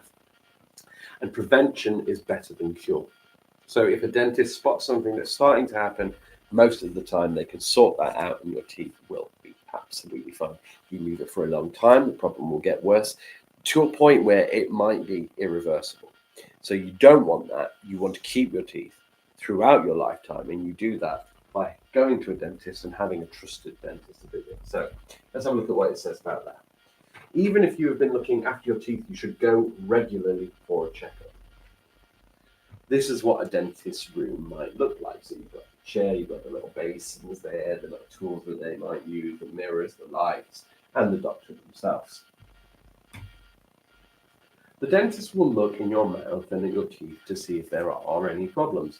They might use special tools to help them, like this little mirror. Then, if there are any problems, the dentist can help to fix them again. As I say, prevention better than cure. Sir, you fact check. It's fact check time. So there are so many reasons. I'll only read out a top few. of why you definitely should not rinse your mouth. Okay. It's an absolute, the number one thing is fluoride retention. And fluoride is a mineral that helps strengthen your tooth enamel. It's actually added to water, I think, to enhance your tooth enamel. Rinsing with water washes away the concentrated fluoride left on your teeth, reducing the fluoride's effectiveness. Okay, Right. so that is one big thing. Remineralization. Saliva helps remineralize your teeth. The fluoride in the toothpaste enhances this process. When you don't rinse, the fluoride remains in your mouth for longer, allowing it to work. To be honest, this whole list is all about the absolute benefits of fluoride to your teeth and strengthening the enamel. The only one thing that it said you could potentially rinse your mouth with after you brush your teeth that could be beneficial would be a mouthwash that contains fluoride. Right. Because what the mouthwash that contains fluoride would do is it would be able to reach little bits of the mouth in areas where the toothbrush might not quite have got to, and it could kill off those last remaining little bits of bacteria. However, if it's a non-fluoride mouthwash, it says quite clearly you should wait at least half an hour until you mouthwash. Wow. There we are. Fantastic advice there about brushing teeth. And now I believe so you are going to go and you are going to brush. I'm brushing my teeth. I need to find my toothbrush though. Lovely, fabulous. So Sarah's going to do that, and I'm going to carry on talking about teeth. Once I get to the end of talking about teeth, I will also go and brush my teeth. And then once we're done with that, I think, so you've probably got a couple of things more to talk about, haven't you? And then we'll look at our ghost hunting lesson. Okay? So, food for healthy teeth. What should you eat to ensure that your teeth are healthy? What should we avoid to ensure that our teeth are healthy? I'm sure it is happening, so. There we are. Look at that. You're in the Real. room doing it. You know, Real doing it. there we go. Having lots of sugar isn't good for your teeth, as it can hurt. Some foods have lots of sugar in, so we shouldn't eat too much of them. I guess for fruit as well. Fruit is very high in sugar, so you should be careful about how much fruit and fruit juice you're consuming, because that can damage your teeth. It doesn't mean we can't eat them at all, just not all of the time. Yeah, and if you're having particularly acidic foods, or if you're having particularly acidic drinks, make sure that you do leave it a good half an hour before you brush your teeth after, because you can, as Sir said earlier, damage the outer layer of your teeth if you brush too soon, having acid in contact with it. Some foods are good for our teeth as they help make them stronger. Can you think of some foods that are good for your teeth? Perhaps vegetables, milk, vitamin D, anything that contains those minerals, and water, obviously, to wash away those food particles if you cannot brush. Drinks for healthy teeth. Some drinks have lots of sugar in them too, just like we were saying, even fruit juice. So, although fruit juice can sometimes be packaged as healthy, and although in the past we've said try and eat lots of fruits and vegetables, the advice currently is to err on the side of vegetables because there's less sugar in vegetables than there is in fruit. Better for your gut microbiome too. And it's better for your gut fiber microbiome too because of the fiber. So when you're going for your fruit and vegetables, try and go for vegetable choices. And if fruit is sweeter and sweet is generally tastier, but actually bad for you, would be vegetables. And fruit juices, very, very, very high in sugar. So actually best avoided. The best thing to have with breakfast is probably a glass of water. Some drinks have lots of sugar in them, like fruit juice, as I just said. And it doesn't mean that we can't drink them, just that we shouldn't have lots of them all the time. So it's not banning things. It's not completely restricting ourselves from having these things. It's just balancing, isn't it? And just making sure that we don't do it too much. And if we do, we are still taking care of our teeth. We are brushing and we are seeing the dentist. The best drink for teeth is water. Milk is also good as it helps make teeth strong. That will be calcium, vitamin D. Wobbly teeth. The teeth you have at the moment are called milk teeth or baby teeth. Now, some of you later on, you might have already started getting your adult teeth, but if we're talking younger, you might have your first set of teeth, which are milk teeth or baby teeth. And as you start to get older, you need bigger teeth, yeah? And milk teeth start to fall out. So the second set of teeth start to come through, and they push out the first set of teeth that you have, making them wobble a little bit in your mouth. Don't worry, it doesn't hurt too much. And it's meant to happen. So that doesn't mean that there's anything wrong with your teeth. However, when your adult teeth do start coming through, if those are wobbly, you should go and see a dentist and make sure that you're seeing that dentist regularly anyway. You might notice a tooth start to get a bit wobbly. Then after a few days, it will fall out. They usually only fall out one at a time, like this start here. In some families, children may leave their tooth under the pillow on their bedside table for a tooth fairy.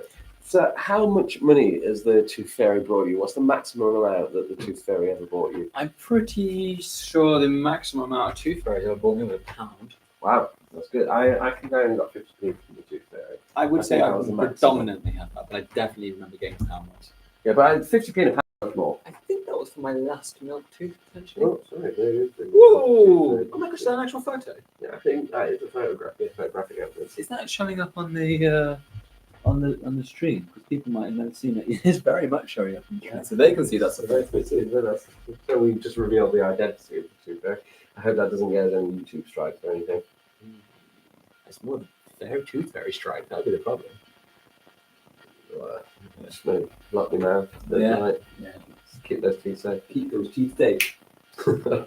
No, the tooth fairy's not really friendly. Anyway, so the most I ever got from the tooth fairy is 50p. You got a pound. I did get a pound once. Yeah. I've heard that some children nowadays get £5 from the tooth No, fairy. they don't. I've heard some of them do. Oh, £5 notes. Could you imagine? No. Notes from the fairy. No. I mean, how would you carry them? They They're so only big. bring coins for sure. That's what I thought. Confusing. The credit cards next. Times are changing. Times change. It'll be Bitcoin next. Bitcoin. Do it. Yeah. So, what have you learned? Can you remember all the different ways that you can help to keep your teeth healthy? Have a think, have a chat. If there's anyone around with you. Well, we can eat healthy foods. Yep. We can drink healthy drinks, making sure that there's no acid and sugar or lower amounts of acid and sugar. We can brush our teeth and we can visit the dentist. Eat foods to make your teeth strong. Brush your teeth twice a day, at least. Drink water or milk and visit the dentist.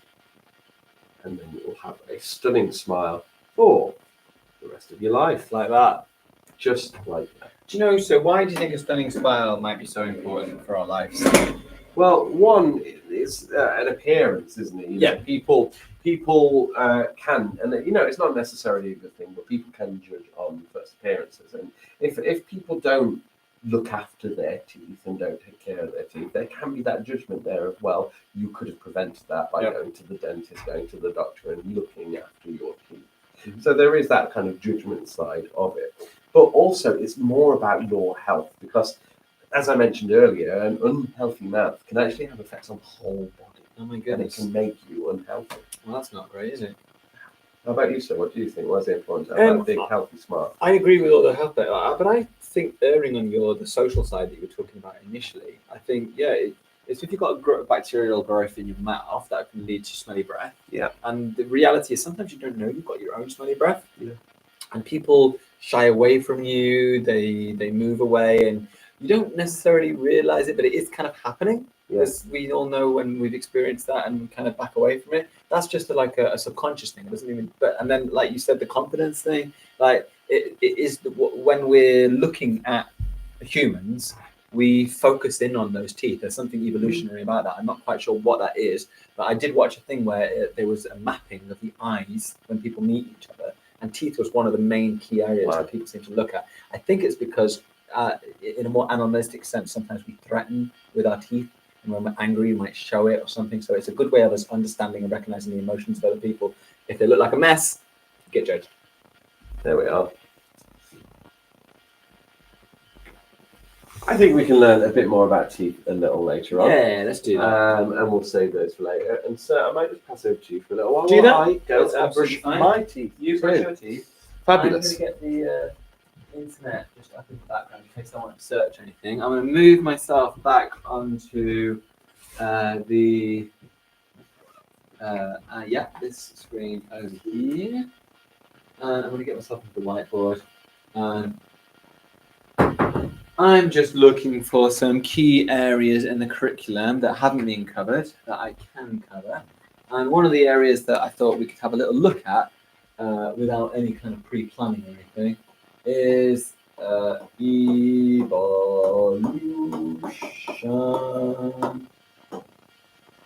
It's actually evolution and inherited traits. Okay, guess I've got time to write all of that.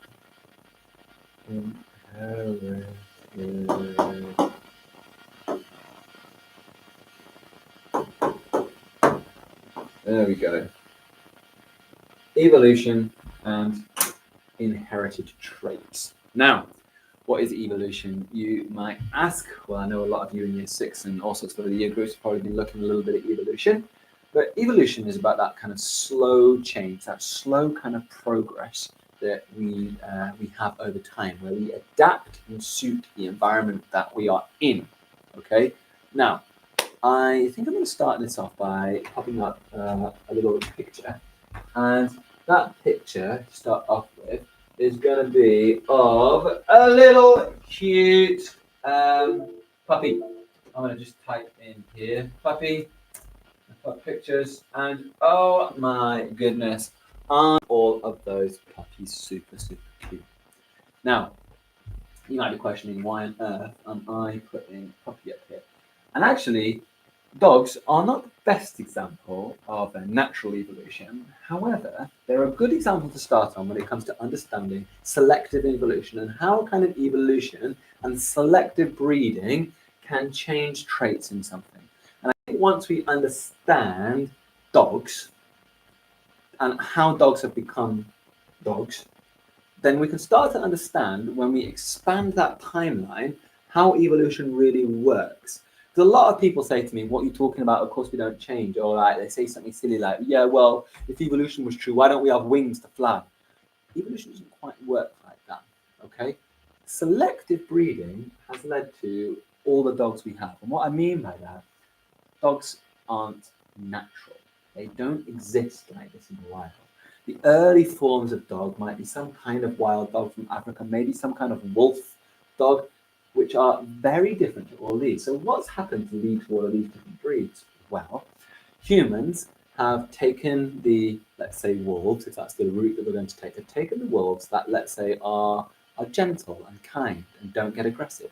They take those and they breed them together. So they have a kind mummy and a kind daddy. And then what you end up having is the children, they might be kinder and more friendly with the humans. And then you pick out, now some of the children might not be, and they'll still be a bit aggressive and wild. And so the early humans would have got rid of those ones or killed them. And then they save up the nicer ones. And what happens is you keep breeding the nicer and nicer traits until you end up with dogs which are comfortable around humans and they're safe to be with. Now, that's just the start of it. Then what starts happening is some humans might say, actually, I really like this dog because these two little puppies, when they were born really, really small and they didn't grow up bigger than the other ones. Okay, so let's have a little look if I pop it onto this screen over here. So say I end up with two. Here's my wolf to start with. Okay. Oh no, get rid of whiskers, making it look like a cat. Here's my wolf to start with. Now let's say the wolf has a load of babies, and here is baby 1. Here is baby 2. Here is baby 3, and here is baby 5.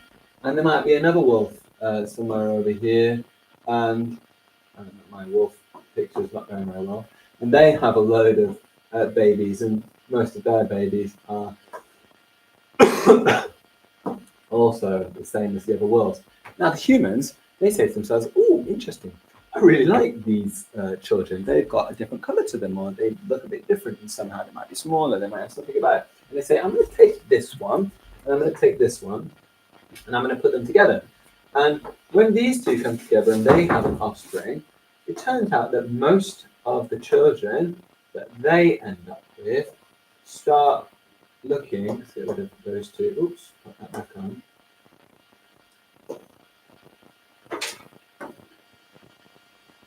Start looking a bit like the trait that we're looking for. So what's happened here is humans have selected a trait that they like, and they have started breeding them together, and then the offspring of those two bred ones, they are more in the way that we like it. And let's see this one wasn't born looking the way that the humans wanted it. So what we do with that one, well, we can just kill that one off, okay? And now we've started to get more of the ones we like. We start breeding those together, and then whatever it was that we liked in that dog, that wolf, that is then what becomes prevalent. And that's why I put that picture up today, because ultimately, guess what humans like in puppies? What do you think it is, sir, that humans like? Cute. We like cute, and don't these little things look cute? So we start to look for the one that has the cutest little features, and then we put it with another one that has the most beautiful, cute features, and the aim is that they give off more puppies that have nice, cute little features that we like. Now look, sometimes we breed into these dogs things that are very evolutionary, at a very evolutionary disadvantage. So for example, if you take these ones, there's one last one, and I'm going to put in here pugs. Now these little fellas, these are a serious evolutionary disadvantage. These things definitely wouldn't arrive naturally.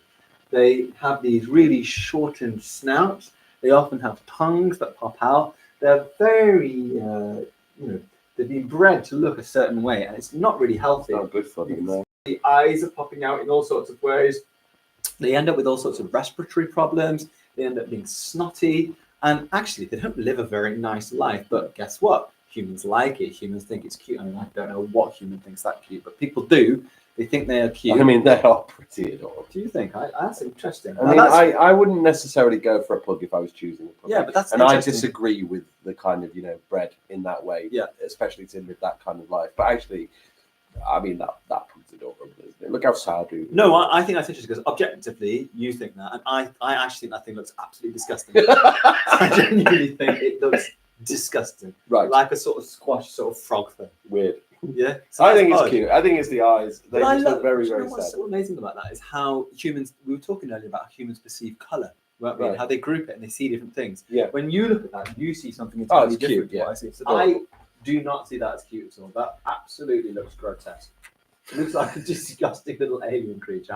That's just my views. Anyway, That's an opinion, yes. I know it's an opinion because they clearly are liked because loads of people have them. Yeah, And the yeah. point, what we were getting to, sir, is it wouldn't exist if it wasn't for humans selecting the traits that humans are interested in, combining them to create what is preferential. So this is my example. We're taking these preferential things. Now, at the point that we accept and understand the fact that dogs don't exist naturally and that they have been created by humans, now we're starting to understand that species, animals, they can change if certain traits are selected. Now, I'm not saying that dogs are evolution, they are human selected breeding. But this is how animals change over time. Now, this has happened really quickly. We've changed dogs really quickly. But actually, what's happening with evolution is little traits that make us more.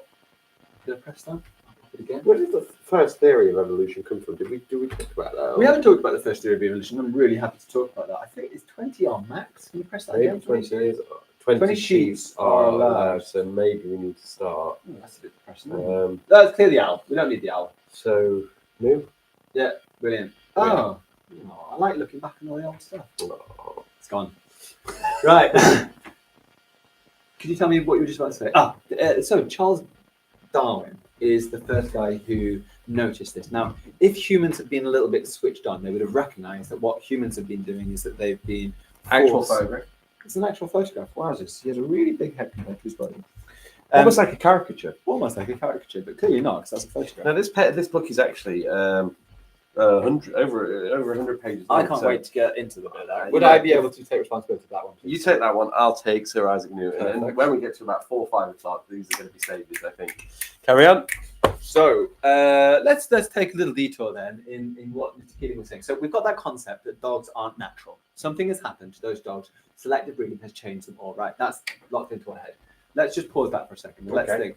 This theory of evolution should have been obvious based on dogs, that species could change, but it wasn't to people. Okay. One of the reasons it wasn't to people is because people had very strongly founded beliefs. Yes. And these beliefs were often based on religious scripture and all sorts of things like this, in which it was stated that certain creatures were created in an exact way from an exact point.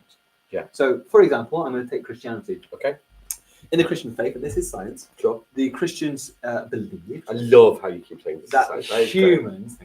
that humans were created as a fully formed entity. Created, bam, humans. Yes. Now, that understanding of the scripture led to people having a rather warped understanding of the actual science behind it, and how humans became the way they were. And people believed that all the creatures on Earth were created by their God in the exact way that it was. Now, that's a belief, and it's absolutely fine. But that belief held us a little bit back from the science that we were finding. And one thing And people still will believe, and still do believe that, and it's absolutely fine to hold that belief. Can I say one thing? Absolutely. Very important is that believing, well, you don't have to believe it. Evolution is a fact. Understanding evolution is not to take away from the brilliance of God. No. So evolution is the process that, this is how it could be argued. Yeah. Evolution could be argued as the process by which God enables life to flourish. Absolutely. In which the God, if there is a God, enables life to be successful. And actually, the beauty and the structure and the complication of it could easily be attributed to a deity, if that's what you believe. And certain, even scientists do attribute certain aspects of science to deities. So, you have scientists that believe that God, for example, created the Big Bang. Right. So you have people that believe that the Big Bang theory is indeed correct, but that it was started by a deity. And many scientists who disagree with that as well. This is very Absolutely. important to say. Yeah. So it's all over the place, and I think the current probably concept is that the Big Bang wasn't the start of it all. Probably was just a process that's ongoing, and that time is infinite and never really started and never really ended. Big Bang just being one event that affects our little part of space, and it could be a constant flux of growth and contraction. Eternal recurrence. Although eternal recurrence isn't as popular these days, they don't believe that it will retract. It will just keep on. Yeah, and it just could be an event in infinity. Yeah. That our little area is having some sort of expansion, but something else could be going on, an infinite number of miles away. That's entirely separate. If all mass and time is infinite and has existed forever, then pretty much all possibilities are possible. And if that is true, that all possibilities are possible, then technically a God is also possible. So it's a very complicated thing, understanding infinity, but that's not what we are here to talk about. What we're looking at is evolution. And so we've got that concept of the dogs. And so we're going to have a little look at a fella known as Charles Darwin. We're going to be reading about him later. Yeah. But this is the guy who came up with the theory of evolution. Now, in science, it's very important to understand something. The word theory often means, because we use that word theoretical, where we look at something that we don't know is true, but based on the information we've got, we think it might be true. A theory in science doesn't mean that it's just made up and not true. It probably means that there's quite a lot of evidence that's based upon it. So sometimes we say, yeah, in theory, but actually a scientific theory is a little bit different to that. But we can look at that in a little bit more detail in a minute. Now, Charles Darwin, he was a British fella, and he went exploring the world during, so what date was Charles The Darwin? 1800s, I believe, 1800s. wasn't it? Let me just I've got a book here. Let's get the exact date. Get the exact date for me, because I'd like to know the date. Charles Darwin. So he was born 1809, died 1882. I'll just look up On the Origin of Species. Yeah, and we'll see when his book was. So, famous book On Origin of Species, 1859. Right. Okay.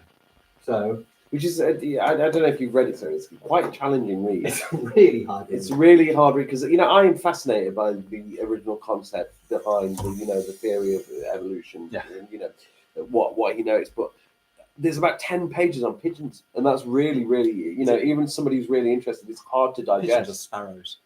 I think it's pigeons. He was talking about pigeons for about 10 pages. Right. So it's a hard book to digest, but it's one worth reading at some point to understand. Yeah. Also, the language is not quite. No. It's a little bit yoldy. It's a bit like when you read Dickens. It's a lovely story. I would argue with you there, sir, and say that actually Dickens is very, very readable and mainly just talks in lists. Yeah. Well, I'm not so sure about that. I tried reading Dickens. Great stories, but Very straightforward. finches. Sir, do you mean finches? Well, maybe you're talking about pigeons too, but the finches, that's the one I want to talk about. No, So I'm pretty sure he talks about pigeons. I'm for sure a he while. does. He talks about a lot of things. Yeah. The finch one, though, is an interesting one. It was the finch one that I want to use as an example. What he did is he went exploring around the world, and he noticed these islands known as the Galapagos. The Galapagos Islands, let me see if I can draw a little bit like what the Galapagos look like. They are this little selection of islands that are pretty out of the way of everything. In fact, if I'm going to draw... Sorry, Mr. Ferris is just saying that there's even a theory that the universe is a ringed donut. Whoa! I mean, I don't know really much about that, so if Sir wants to... ring down that theory. I haven't heard of ring donut. I think there was something on The Simpsons, I think, where there was something about a donut universe. Yeah. But if Mr. Ferris wants to add more about that certainly we can share that with the stream. I would love that. Now look, I'm going to have a little look at the world and just have a little look at the exploration that he took. So, Wow, that is if really we good, get sir. a little bit of the world. Look at that drawing. That is amazing. Oh, We should have taught geography. that would have been good, wouldn't it? It would. Look at that.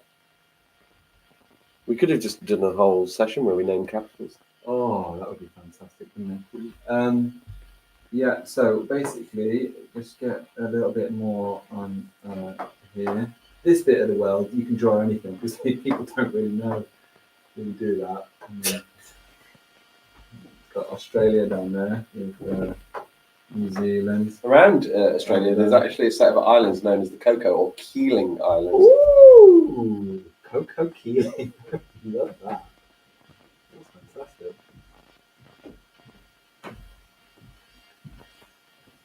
So I'm just getting, just trying to finish drawing a little bit of the world so that we can understand what's going on with all of this. Right, there is predominantly the kind of islands of the world. Don't forget the Falkland Islands down here, which are British. I'm really loving your Italy, sir. I've got to say, your Italy is very nice. Nice. Italy kicking Sicily across the Mediterranean Sea, don't forget that. Wow. Also, that gap between Gibraltar and Morocco is a lot smaller. Right, now, the Galapagos Islands, he set sail over here from Britain and went on a long journey all around the world.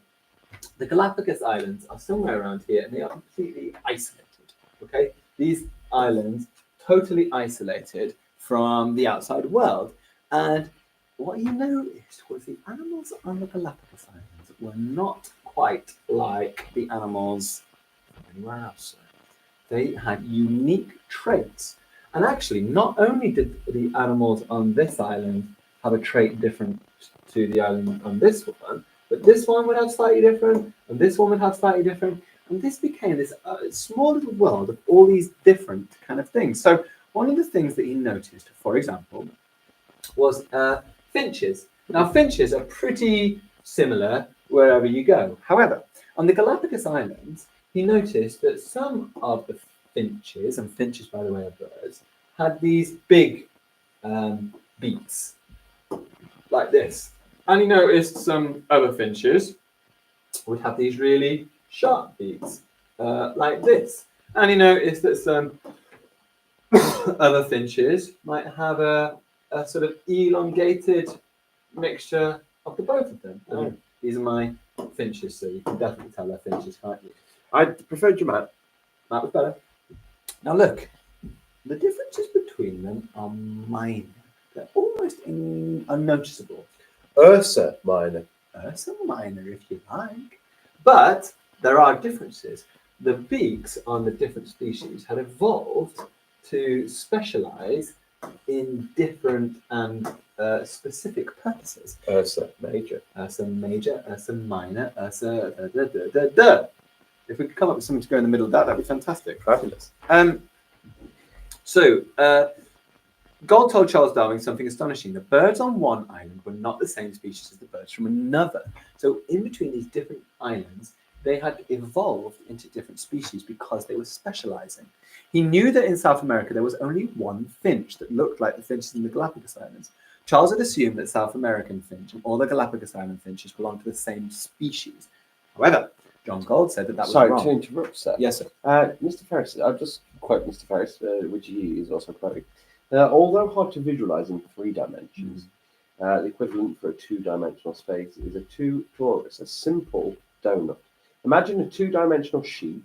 2 edges can curve to meet, making a cylinder, and the ends of that loop, would loop around to form a ring shape. So, get a page and start making. I see what you're saying. I kind of understand the concept now. It's not like that. It would be like if I cut a strip out of a. Have I got a piece of paper around here? There's a big piece of paper here with our QR code, which might be worth just showing in case anybody wants to donate any more. So far, we're at 2,007.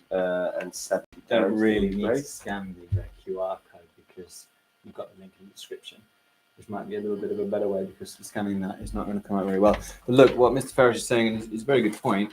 If I take this strip of paper that I've got here and I twist it and I join the ends together, I'm just trying to think, there we go.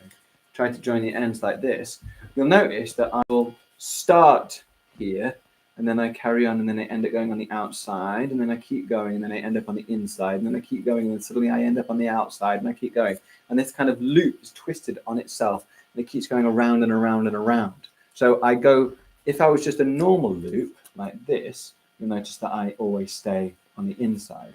But when we twist that little bit over there, I start on the inside and then I end up on the outside. I go back to the inside. Is that the sort of pattern I think that he might be talking about in that situation? Not quite sure how that explains the universe thing, but let me get over here.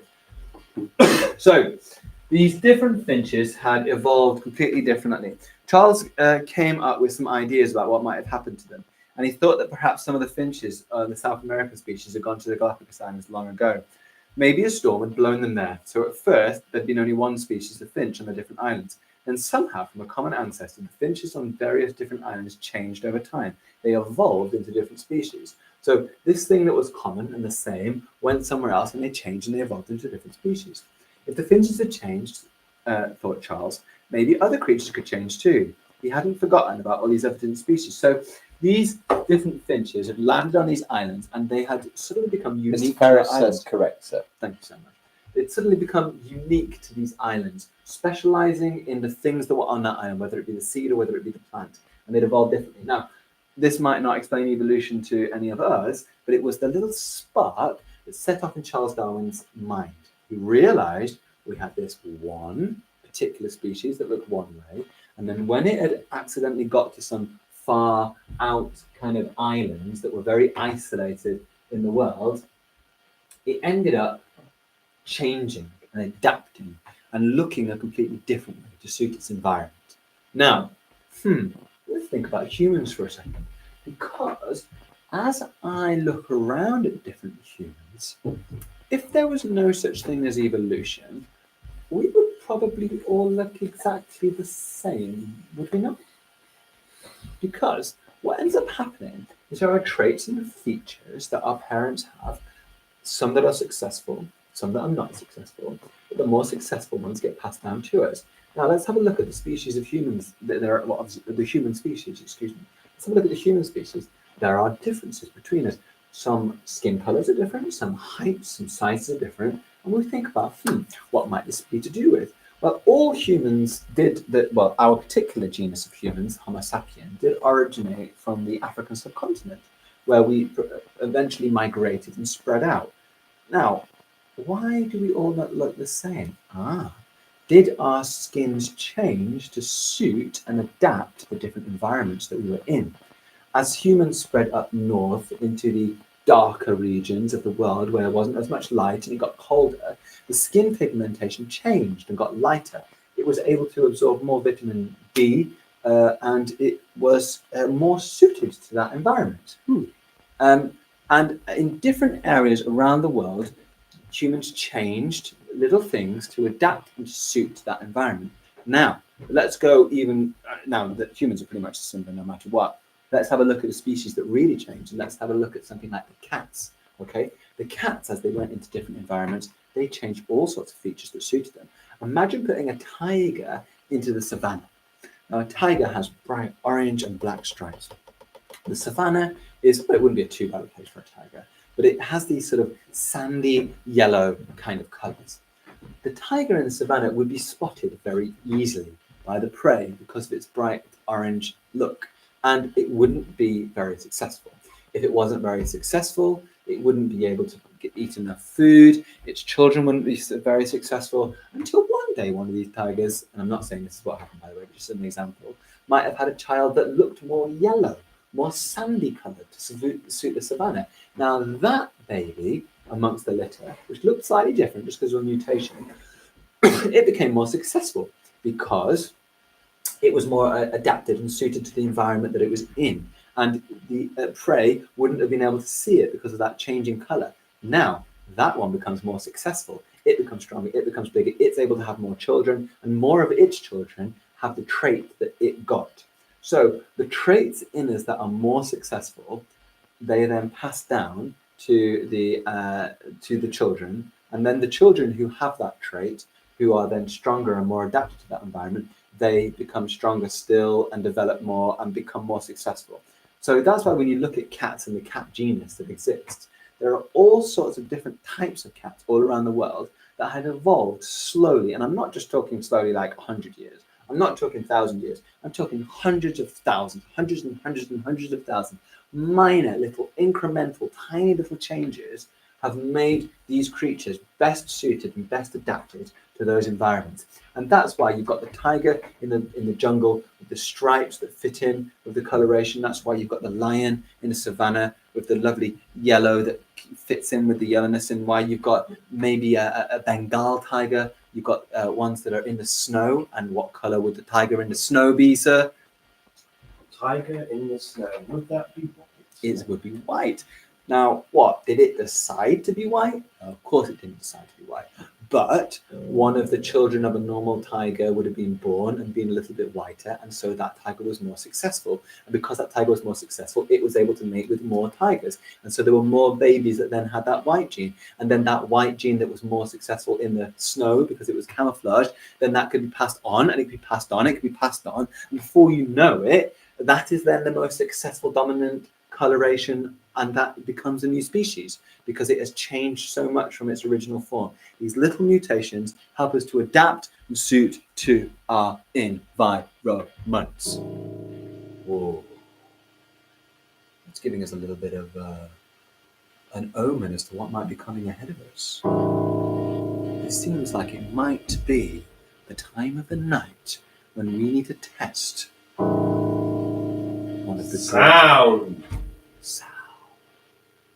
It's sound time. I thought it was going to be ghost time. It's ghost time. Oh, it's ghost time. Yeah. So, like I said, this is the time of the night when we're going to be discovering what mysteries lay in the depths of Anglesey Primary School. Now, if you were there for us at the last live stream, a 24-hour-long one, you will know that late at night, I went exploring through the school. As I came towards the hall, I noticed something unusual. The door to the PE cupboard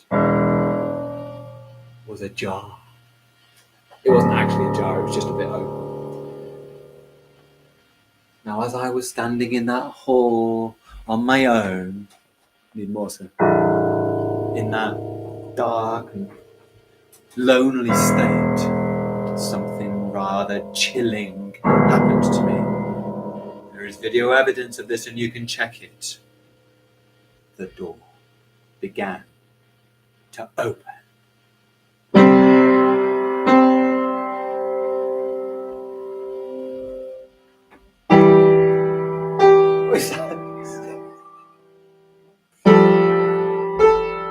from it, nothing actually emerged. I ran back as quick as I could, believing that Mr. Keeling was in there. But he wasn't. He was actually in the room all along, which is pretty scary, and it's led to a little bit of a debate between us the whole time, hasn't it? Now, I am typically a scientist, and I don't believe in the supernatural. However, Mr. Keeling, something spooky happened that night. Absolutely. You imagine something happened in the hallway. I didn't imagine it. There's video evidence of it, sir. There's video. Should I get up the video? Yeah, in fact, you should, but not just yet. We're going to have a little chat. Okay. So it's time, as you say, to get spooky. Spooky. And the reason why this is science is because we are going to do it in a scientific manner. This is science. This is science. So we're going to be working scientifically, and these are scientific skills from our curriculum that we work with children to develop over the 6 years within Key Stage 1 and Key Stage 2. And to do that, what we do is we classify, we fair test, we pattern seek, we research, and cookies, lovely. I'm okay for the minute, thank you, sir. And we observe over time. Breaking that down further, we ask scientific questions. And to test a scientific question, one might be, do ghosts exist or are ghosts real? Now, we can't prove that for sure, but what we can do is we can try and replicate what Mr. Jordan saw last time. It was real. And see whether or not we can do the same thing this time. So we can plan an inquiry. The inquiry is to find out if we can replicate what happened on the last stream. We can observe closely, and that's what we're going to do. We're going to take the camera into the hall, and we are going to observe, and Sir is going to observe exactly what happens. We're going to measure accurately. And really, the way that we're measuring accurately is because we're taking the camera back and we are repeating what happened to see if it will happen again. We are going to gather and record results, so Sir will be able to tell us, and we'll be able to see on the live stream whether or not Sir actually did see anything. And then we're going to present the results back to you. We may interpret results, and we may interpret the results differently. So like last time, Sir believes that there was something in the hall with him. I believe that there wasn't something in the hall, and it was probably just a draft or something. We're going to draw conclusions, which we have already done. We're going to make a prediction now about what's going to happen. What are we using to draw these and then conclusions? we are going to evaluate the inquiry and see whether or not it worked. So let's make a prediction. Let's make a hypothesis. Yours might be different to mine. But what we want to do is we want to try and make this fair, and we want to try and replicate it. So do you remember what you were actually saying when you were in the hall, or what you were doing when you were in the hall on the last stream? I think I was saying,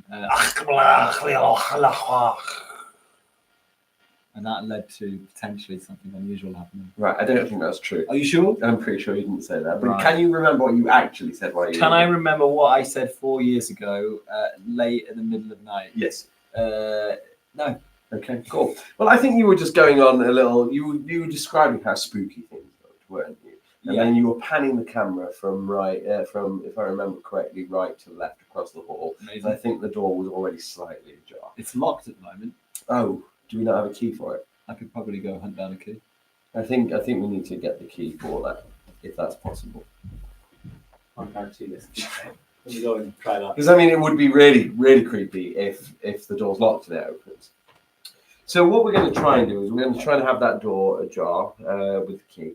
And Mr. Jordan will pan the camera again, and we'll see if the same thing happens. So let's get back into what happened last time. So here's a actual still image from the last stream that we did. There's Mr. Jordan, pretty creeped out by what's going on in the darkness of the school. In the last Teach-A-Thon, Mr. S. Jordan believed that he stumbled upon something supernatural in the school hall. Whilst in there, in the darkness, he witnessed the door move on its own. Tonight, we will replicate these conditions to see if we can observe the same results. So in a moment, what we're going to do is we are going to go into the hall, or we're going to go back into the classroom, into the staff room, set up a base there where I will remain, because In the last one, Mr. Jordan went out on his own into the school, into the darkness, taking with him the camera. And we're going to try very carefully not to lose our live stream. So Mr. Jordan may have to move very carefully and very slowly as he walks through the school to make sure that we don't lose that. Mr. Jordan will take the camera into the hall, and then he will wait for a few moments, pan the camera, and maybe start to describe the area as spooky or creepy again. And we'll see if we can replicate the same results, whether or not we can get that door to move again, whether or not we can get that door to open again. If, however, the door is locked, and if we cannot get the key for that door, then we may have to tweak the test ever so slightly, just to see if anything strange, bizarre happens within that hall. So we're going to make a prediction. We're going to have a hypothesis.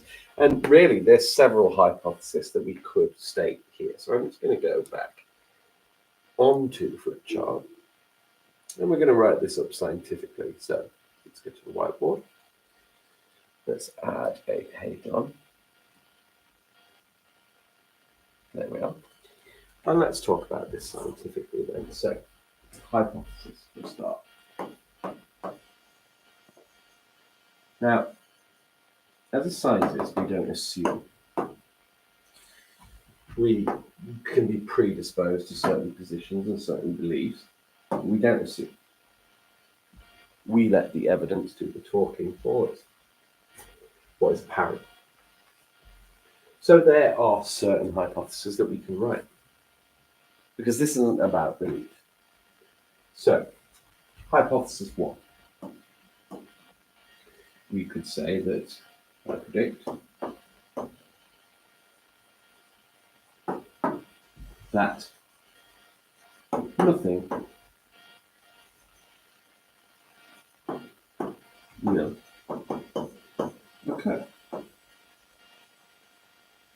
2. I predict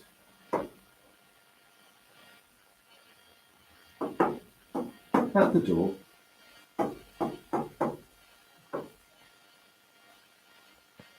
will move Have a luck with it. again. I'm going to be honest, I didn't enjoy it. So that's a valid prediction too, that the door will move again. And the reason that it's valid is if it's moved once, there may be something wrong with the door that causes it to move. Right, like a ghost. Could be. Number 3. I predict a supernatural. When we talk about supernatural, we are just describing the things that we cannot yet explain. And science can't explain everything. Yet. I predict a supernatural event will occur.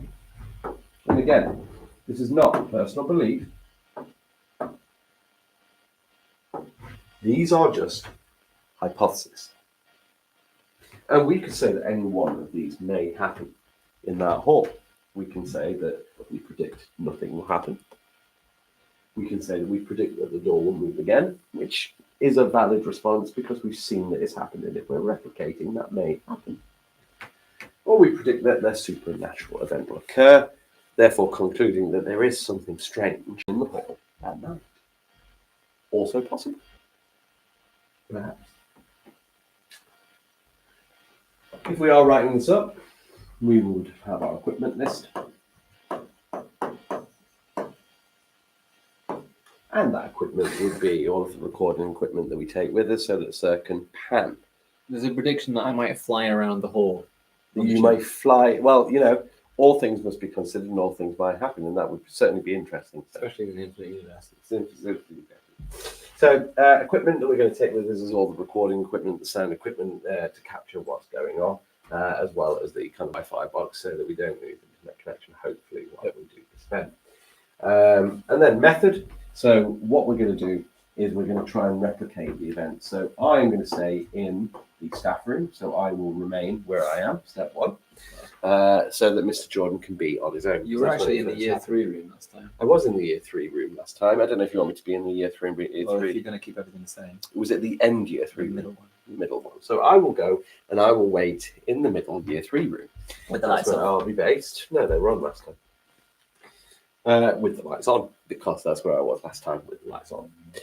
Mr. Jordan will then go into the hall, taking the camera, and we'll just start to describe spooky things, because I think what you were doing last time, you were telling spooky stories. So you were saying about how the school was creepy, how the darkness was, you know, kind of scary and stuff like that. And you're just coming up with words on the stream to describe that hall.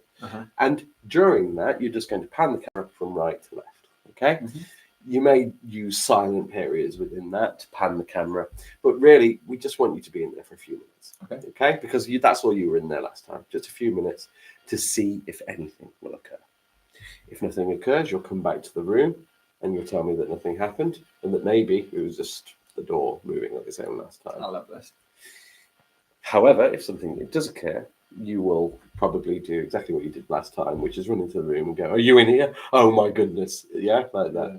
Okay. And then Francis will probably knock on the window and scare us both. Yeah. Sound good? Yeah. You ready? No? Let's do it. Let's do it. Okay, guys.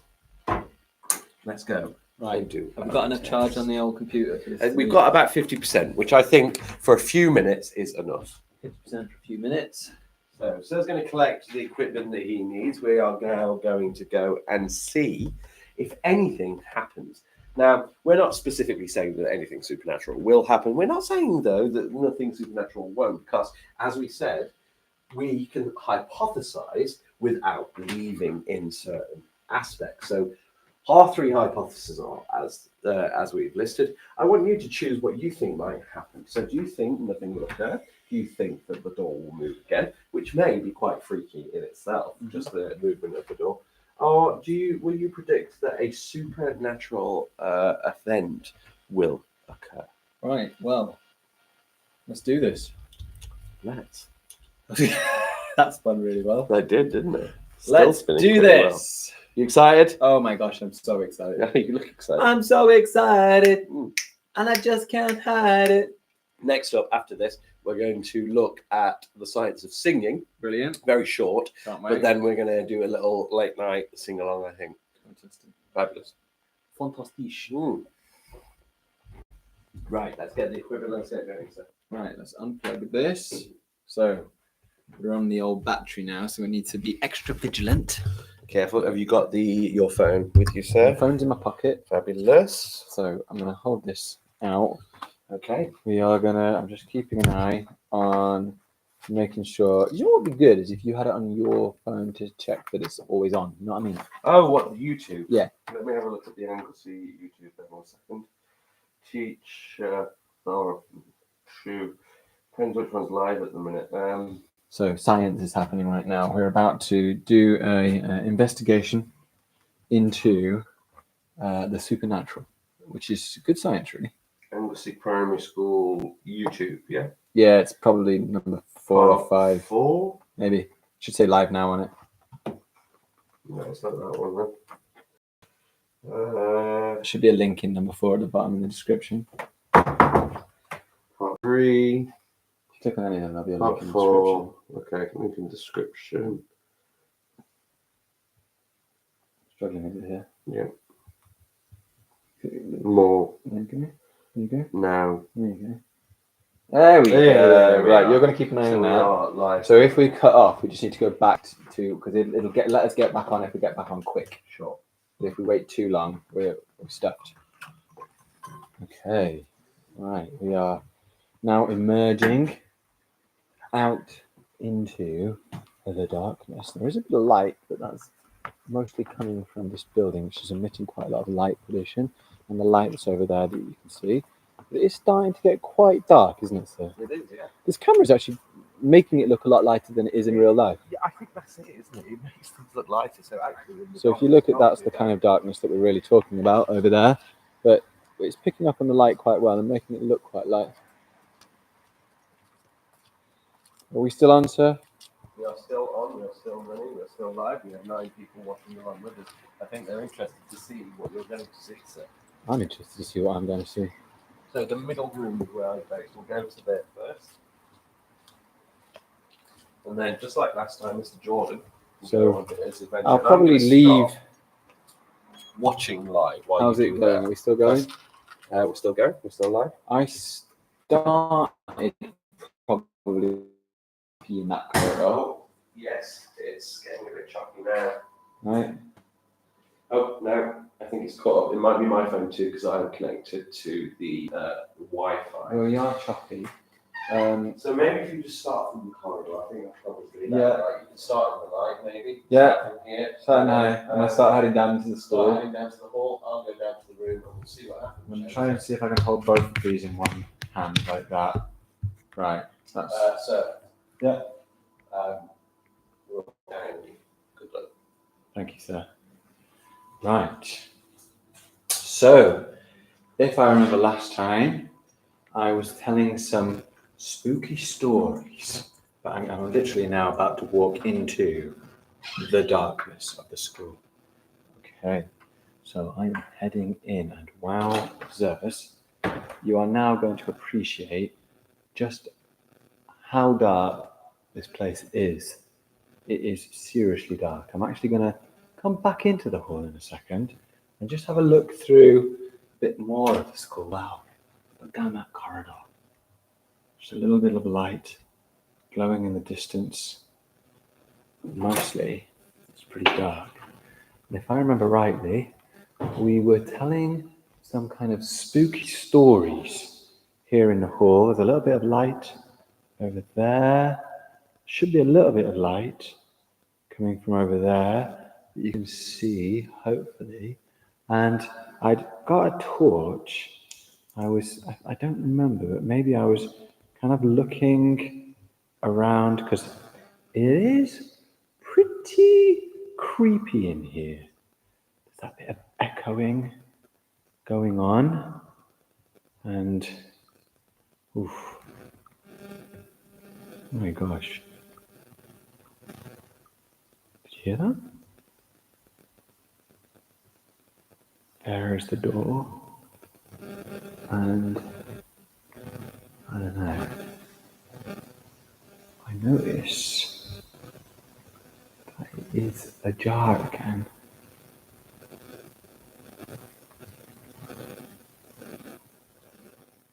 So everything is pretty calm right now. I don't notice anything happening. Now this is what I always found peculiar, because Mr. Keeling always said he thought it might be a draft, but I don't know how there could be a draft when that's a sealed room. That to me seems a little bit unlikely.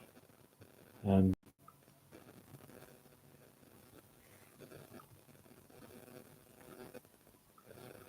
bit closer to this door. Gosh, can you see that it's actually already slightly opened, which is freaky in itself.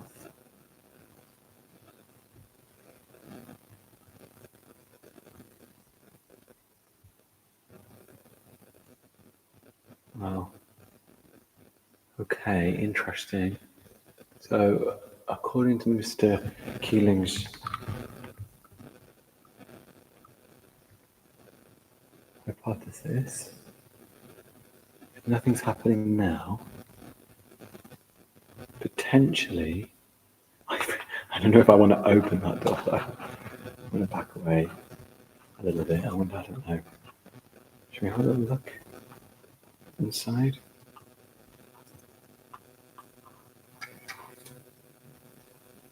Oh, I don't know. I'm not gonna push it too much. Well, to be fair, although it is still pretty spooky around in this school, I am not noticing anything unusual. I don't think this should be the end entirely of this investigation. And potentially there might be another opportunity for us to further investigate things. I don't know if I go deeper into the skull. Everything looks okay down there, doesn't it? Yeah. Okay. Well, I think there might be.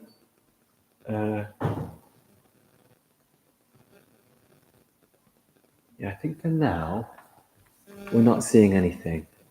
So what I'm going to do, I'm going to come back to Mr. Keeling. I'm going to report back, and maybe we redo this investigation a little bit longer. So I'm now going to head towards Mr. Keeling. Just keep my eye on that. Just actually look wider open. I don't know if that's just my mind.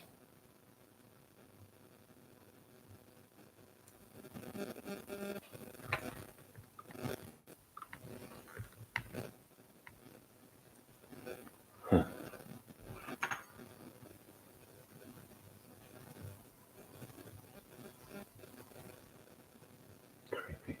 All right. I'm going to leave that for now. I'm going to come back here later. Potentially see what goes on in a little bit. Ooh, just feel safer when there's all this light around. So I did not see anything supernatural. Okay, so 1 out of 2. Are we doing a second one? We are doing a second one, right? One, well, no, I'm counting the last one. So 1 out of 2, you had a supernatural experience. Okay. I think third time's the charm. So later tonight, maybe about what, 3, 4? Yeah, when we go to the new stream? We'll go back, we'll try it once more, and we'll see whether that door's got wider. Brilliant. Shall we go back over there, or you want to go in there? I will meet you over there in a second. Brilliant. Okay, you're going to go and sort yourself out for a little bit. I'm going to come back over here, hoping that the stream is staying on. And I'm going to go back down here. Ooh. Just a crow, I think. Nothing spooky about this. It is science, everybody. Science, science, science.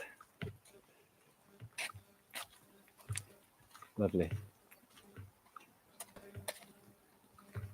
Right, well, we're going to get ourselves back over here, and we're going to carry on talking a little bit. Not sure what. I'm going to find something. I might end up reading a little bit of Charles Dickens to you all. Not Charles Dickens, about Charles Darwin. Opening this up. Get ourselves set back up, get this back on charge. That's the priority right now. Here we go. Into the safety. Oh, that lovely vinegary smell of rotting heart. Let's get this back up on here. Clipped in. We're mic'd up. We are almost ready to go. Just going to pop that down there. I'm going to pop this plug in here. Some of the chat saying it's wider. Yeah, it does feel a bit wider, doesn't it? Just dab all of this off here. Wonderful, thank you, sir. Right, moving on then. You all right? You're all right. Where have I put my coffee? No idea. Maybe you left it in the wall. Okay, so we've done the Let's Get Spooky. We'll go back to the Let's Get Spooky later, but for now, we're going to make some noise. One of the best instruments for making noise is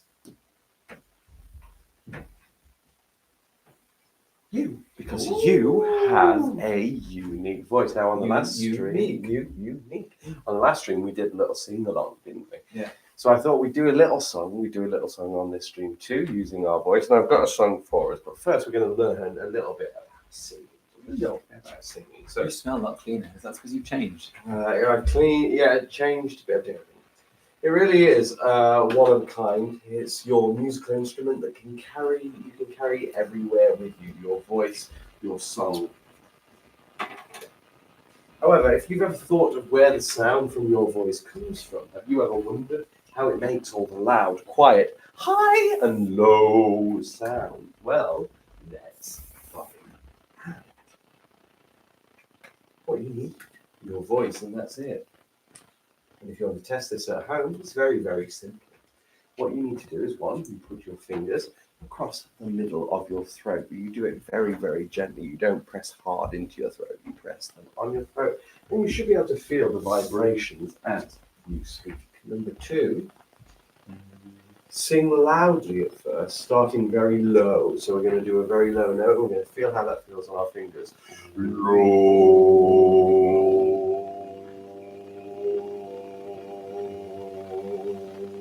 And then from that very low, we're gradually going to get higher before finally we're going to sing the highest note that we can. And we're going to feel how those vibrations that our throat and mentally change. Because that's what sound is. That's what it's all about. It's just Vibrating the air and being translated again in our ears to electrical signals in our brain. And makes of that sound. So we're going to sing loudly at first, very low, and then we're going to gradually get higher before finally singing the highest note that we can. Here we go.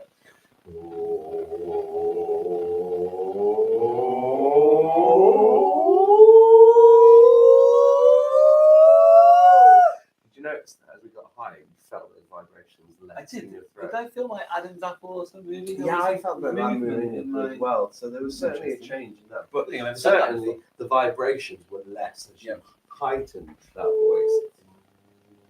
voice. My Adam's apple definitely moves a lot. So as we say, what can you feel? Well, what we felt was we felt that our Adam's apple slid up as we were getting higher, and we felt those vibrations were certainly less as we sang. So number 4, now try singing the note and then just breathing out, making no sound. Oh.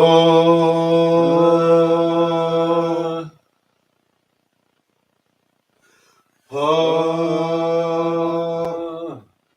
What do you notice? Anything at all? Why the vibrations just stop completely. Just completely stop. Anything about the Adam's apple again? Oh. No, I felt like it stayed the same place. Bit of a twitch from Maybe a bit of a movement. Maybe if I changed it, if I had like a high. Yeah, now you see, because I think my Adam's apple went up, I felt it lower down. Yeah, so you can feel it moving around in the throat. How does this feel? What do you feel when you're breathing and making no sound?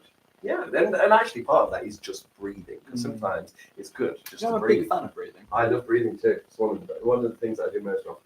You do. Try saying a single word and then trying saying a sentence. Okay. Hello. Hello, my name is Mr. Keeling. Hello. Hello, my name is Mr. Keeling. Hello. Hello, my name is Mr. Keeling. Hello. Hello, my name is Mr. Keeling. Hello, my name is Mr. Keeling. Hello, my name is Mr. Keeling.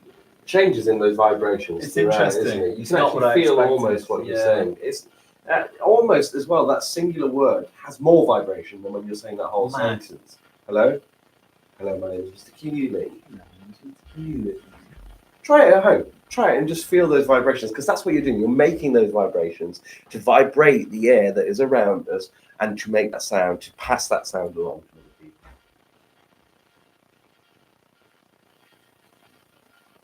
So here's what's happening. Your voice is made up of 2 rows of muscles in your throat. These are called vocal cords.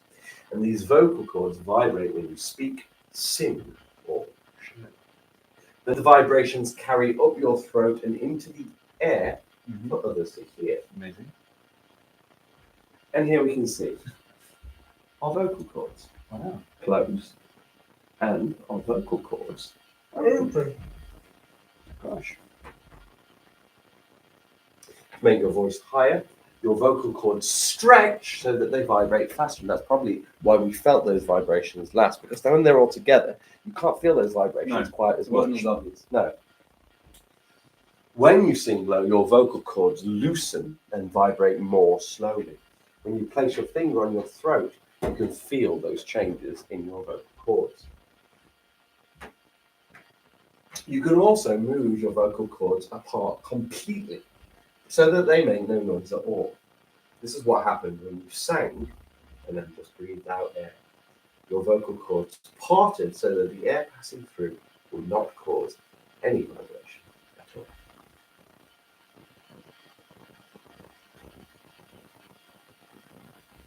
Let's talk a little bit about the science of singing, because these are facts about singing, factual. Well, we say facts, but what I mean by facts here is that research has been conducted. So if I say that it is factual, I'm saying basically a lot of research agrees with it, but then some of these say that some pieces of research, and so we can't know for sure that it's an absolute fact. But as factual as we know, this is true about singing. So let's have a look at some of these pieces of science about singing.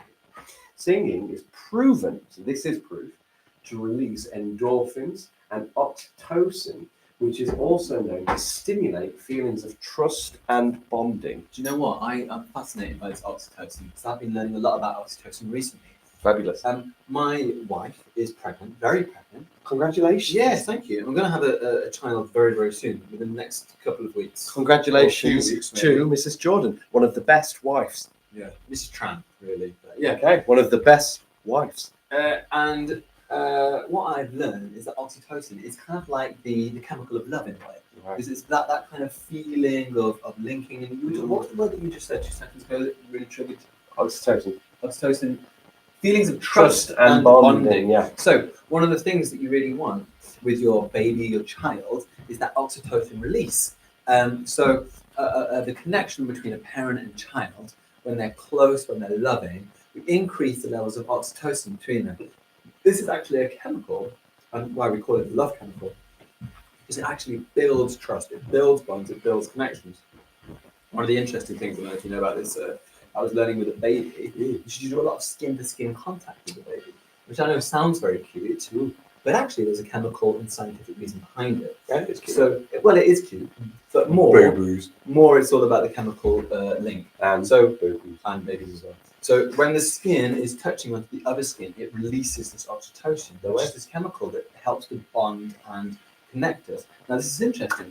A lot of parents in the past, let's say back in Victorian times, a little bit later than that, would be quite distant from their children. Yeah. Sometimes the parents wouldn't do much with the children. We would have lots of children as well, because actually disease was rife in the time, and so just because you would have a child doesn't mean that that child would survive until adulthood. Absolutely. Now that is science, because medical health changed significantly. Your guy, Mr. Fleming, was one of the big pioneers for developing that medical health and making sure that people were safe. And during the childbirth, because that would be one of the times when there could be also risks for infection and all sorts of other things. But thanks to that mistake of leaving some petri dishes out, finding out about that We found this range of antibiotics that could cure these kind of real problem diseases that were going on. But sorry, back to your point about the oxytocin and about how in Victorian times people were a bit more standoffish. Right. So the withdrawn nature, which wasn't just in Victorian times, but came all through different types of generations, where parents might be a little bit more standoffish with the child. For example, put the child down, leave them, make sure they have this bedtime, don't have those strong links and connections. Now, it seems right, we want our children to go into routines. However, that link in that body releases this chemical known as oxytocin, which is not really just about, oh, the baby gets its own way. It's about building that trust and making the baby feel safe in its environment, safe and secure, so that actually it's quicker and able to feel trust when you leave it. So I just think it's amazing, this chemical. I've only really just found out about it. You're bringing it up. Oxytocin, the love chemical. Yeah, fascinating. And actually, I felt this through singing before, and you might remember this experience because Mr. Jordan and I, this isn't the first time we worked together. Obviously, you know that we worked on the Teach-A-Thon, and actually before that, we've done this before. God, Yeah. We've actually worked together at the school. I used to work here at Anglesey Primary School. Absolutely did. And together we went to Young Voices. I don't know if you remember. Oh yeah, I will not forget Young Voices. And we Young sang. Voices It was a very kind of British of pride in Britain. I can't remember what it was. It wasn't Land of the Hope and Glory. It was one of the other ones. Land of hope and glory, mother of the fair. Yeah, it could be that one. It wasn't that one. I vow to thee, my country. No, it wasn't that. It wasn't that one. Oh no, it might have been. Bring me my And bow of burning gold. No. Bring me my arrows of desire. Was it what's that one they sing at the rugby? It was something about brothers, maybe, or Yo, my brother is No, it's not that. That's not that one. I can't remember. Anyway, there was a song that we sang together, and actually, you know, I felt that was quite a nice bonding experience, not just between us, but actually as the whole group there. It was a beautiful song that we all sang together. And hear those feet in ancient times walk upon England's pasture. No, that is beautiful, but that wasn't the song. Wasn't that one either? I can't remember, but it wasn't that. It also releases dopamine, and this mixture of chemicals promotes happiness. Okay, so we've got the bonding and we've got happiness going on. We're singing. You feel that when you sing, you do feel generally boosted. But actually, some interesting things. It may. Now, this is where we're saying. We're talking about the month. We're saying might. You know, it's a modal verb. Right. So it may. So we're not saying that this is 100%. We're not saying that this is complete. That was still the modal verb. Whenever I say may, until I say may the month and nod at you, it's going to be the modal verb. This is getting confusing. Right, okay. Right. Try and keep up. Right. Sure. So it may, not the month. I'm not nodding, you're saying that it is the month. Got it. Except I've just... I was going to say, you're really confusing me. I think you might be talking about the month. I think you might not know what you're talking about. You're actually talking about the month of May. Anyway. It might be true. And there is some evidence, although not strong evidence, that this is true. So it might boost immunity. A study, so this is where the research comes from. A study on the benefits of music, published in 2013 in Trends in Cognitive Science, noticed 3 studies finding that people who sang in a choir displayed greater increases in secretory immunoglobulins A/S-IgA. Okay, that. So people who sing together, they secrete more, is what you're saying, yeah? Yeah. Right? Which is an antibody that enhances immune defense. Wow. As compared to people who simply listened to a choir sing. Can I Hi. add something to this? Sure. Which is, I just find this fascinating because I am not one of those hippie types who believes in all of that kind of well-being, blah, blah, blah. I'm traditionally... I believe in a lot of that stuff. Tick up a lip, get on I with think it. But that, you know what's happened, Mr. Keeling? What's that? I've started believing in all this stuff. Wow, wonderful. I believe that from evidence about the power of meditation, about the power of like that community, those links and these things, and this is backing up all these things that I was starting to believe. Well, you know, our kind of father's generation or our grandfather's generation. Yeah. I grew up with my grandparents. Yeah. They were very much of that kind of mindset that mental health, and they didn't really consider that. You know, they would think that Get on with it. You get on with it. You just go and you do it. And you know, part of me is still like that. You know, when I'm not very well, or you know, when I'm not feeling well. That's like, yeah. But when I'm not, when I'm feeling down or blue, it's kind of just get over it, get on with it a little bit. But actually, I think our people have kind of really opened up about mental health recently, and they've started to take notice that, you know, there is such a thing as doing too much or pushing yourself too far, and you do need to take time. And things such as mindfulness do help you with that kind of mental headspace and that just time for yourself. And it does have positive proven biological effects, physiological effects on the body. It's fascinating. So a 2016 study suggested that singing in groups may increase the levels of immune proteins called, how would you say that, sir? I'm going to call Cytokines? Cytokines in cancer patients. That's amazing. So actually singing can reduce the risk of it increases the recovery from cancer. Yeah. So I mean, this again is might. So these aren't proven facts, but there are suggestions that it might. Studies have also suggested it might, I'm using might not to confuse you, sir. It might help. And by might, you're talking about the sort of Just strength. might. Oh, I think it might strength. You're talking about dust mites. Right. So it might help with sleep and memory function, which would be great right now. A little bit of sleep and increased memory function. I've never wanted to sleep more than this moment. You do look pretty tired, to be honest. I don't know you. It's all in the head. Yeah. It's all in the head. Yeah. Sort myself out. Yeah. It aids language acquisition. Now, by aids, we're talking about helping people out, which is good. Absolutely. So it aids language acquisition, and what we're saying there is, you're hearing lots of songs, you're joining in lots of songs, you're learning lots of songs, and you are learning new vocabulary, obviously. So that helps with your language acquisition. Interesting, because now this I can't remember where I read this, and I read this a little while ago. You know this whole K-pop thing? Yes. Apparently there's been a sort of uptick in kids speaking Korean and knowing Korean words and all that, and that completely backs that up, doesn't it? There we go. They're listening to loads of K-pop. And that makes sense, doesn't it? Language does make sense. acquisition. Of course it does. And then a small study published in a peer-reviewed medical journal. Peer review is where somebody else reads your work and kind of agrees with you and then publishes it. Medical journal called the BMJ, formerly the British Medical Journal, found that reciting a rosary or singing a slow mantra may, and again, that's this might word, modal verb, have a positive influence on cardiovascular health, notably by slowing the respiration rate and thus cardiovascular rhythms. I find that interesting. I'll tell you why, sir.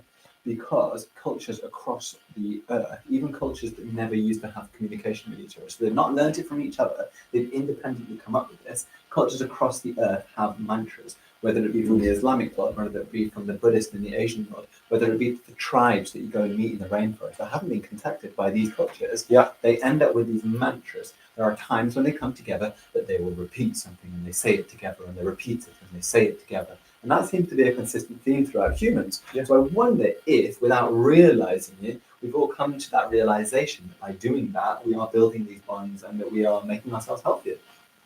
Maybe. I think that's fascinating. And also, can you think of a culture or a people on Earth who don't have some kind of music or some kind of rhythm based on what they do? I can't. And I think it was one of the earlier things, because obviously understanding, and this isn't history, this is science, talking about Stone Age, one of the early things that bonded us, the theory is, and obviously we can't prove this, but was through rhythm, through beats. So early humans would come together and there would be noises. There might be like hitting, or they might be chanting, or they might be clapping. And this became some of the early communal kind of bonding things that binded us. Wow. And so, yeah, from that, with fire apparently was also a really big part of this. But the music, the rhythm, all of that started to link humans in a way that without it, we potentially saw each other more threateningly or as a kind of, cautiously. But because we could join in this thing and have this thing that unified us, it helped us to bond, work together. And as you know, sir, when we work together, we achieve amazing things. Like we're doing right now. Thank you very much. And if you haven't donated yet to our cause, please find the link in our Just Giving below. And please give generously. Elon Musk to donate. Get Elon Musk to donate. So all this science about singing, we should actually have little things on it, I think. And I've chosen a song here that I thought you might know and that you might enjoy joining in with. So do you know the song? So Three Little Birds? And I think we should probably do that. So why don't I take the chorus and verse 1, and then you take the verse 2 and the chorus there after that. Yeah? So I'll do the first part and you do the second part. We've got it? Okay. We'll have a little sing song together. So, should we count down? 3, 2, 1? I was thinking we should sing. Are we singing together? No. I'll sing first. You sing, and then maybe we do one together. Well, no, I want you to do at least That's a lot. and then we'll do the last chorus together again. All right? Okay. You ready? Yeah. Yeah. Okay. Here we go. 3, 2, 1. Don't worry about a thing, 'cause every little thing is gonna be all right. Singing, don't worry about a thing, 'cause every little thing is gonna be all right. Rise up this morning, smiled with the rising sun. 3 little birds pitched by my doorstep, singing sweet songs of melodies pure and true, saying, this is my message to you. I'll take this one, singing, don't worry about a thing, 'cause every little thing is gonna be all right.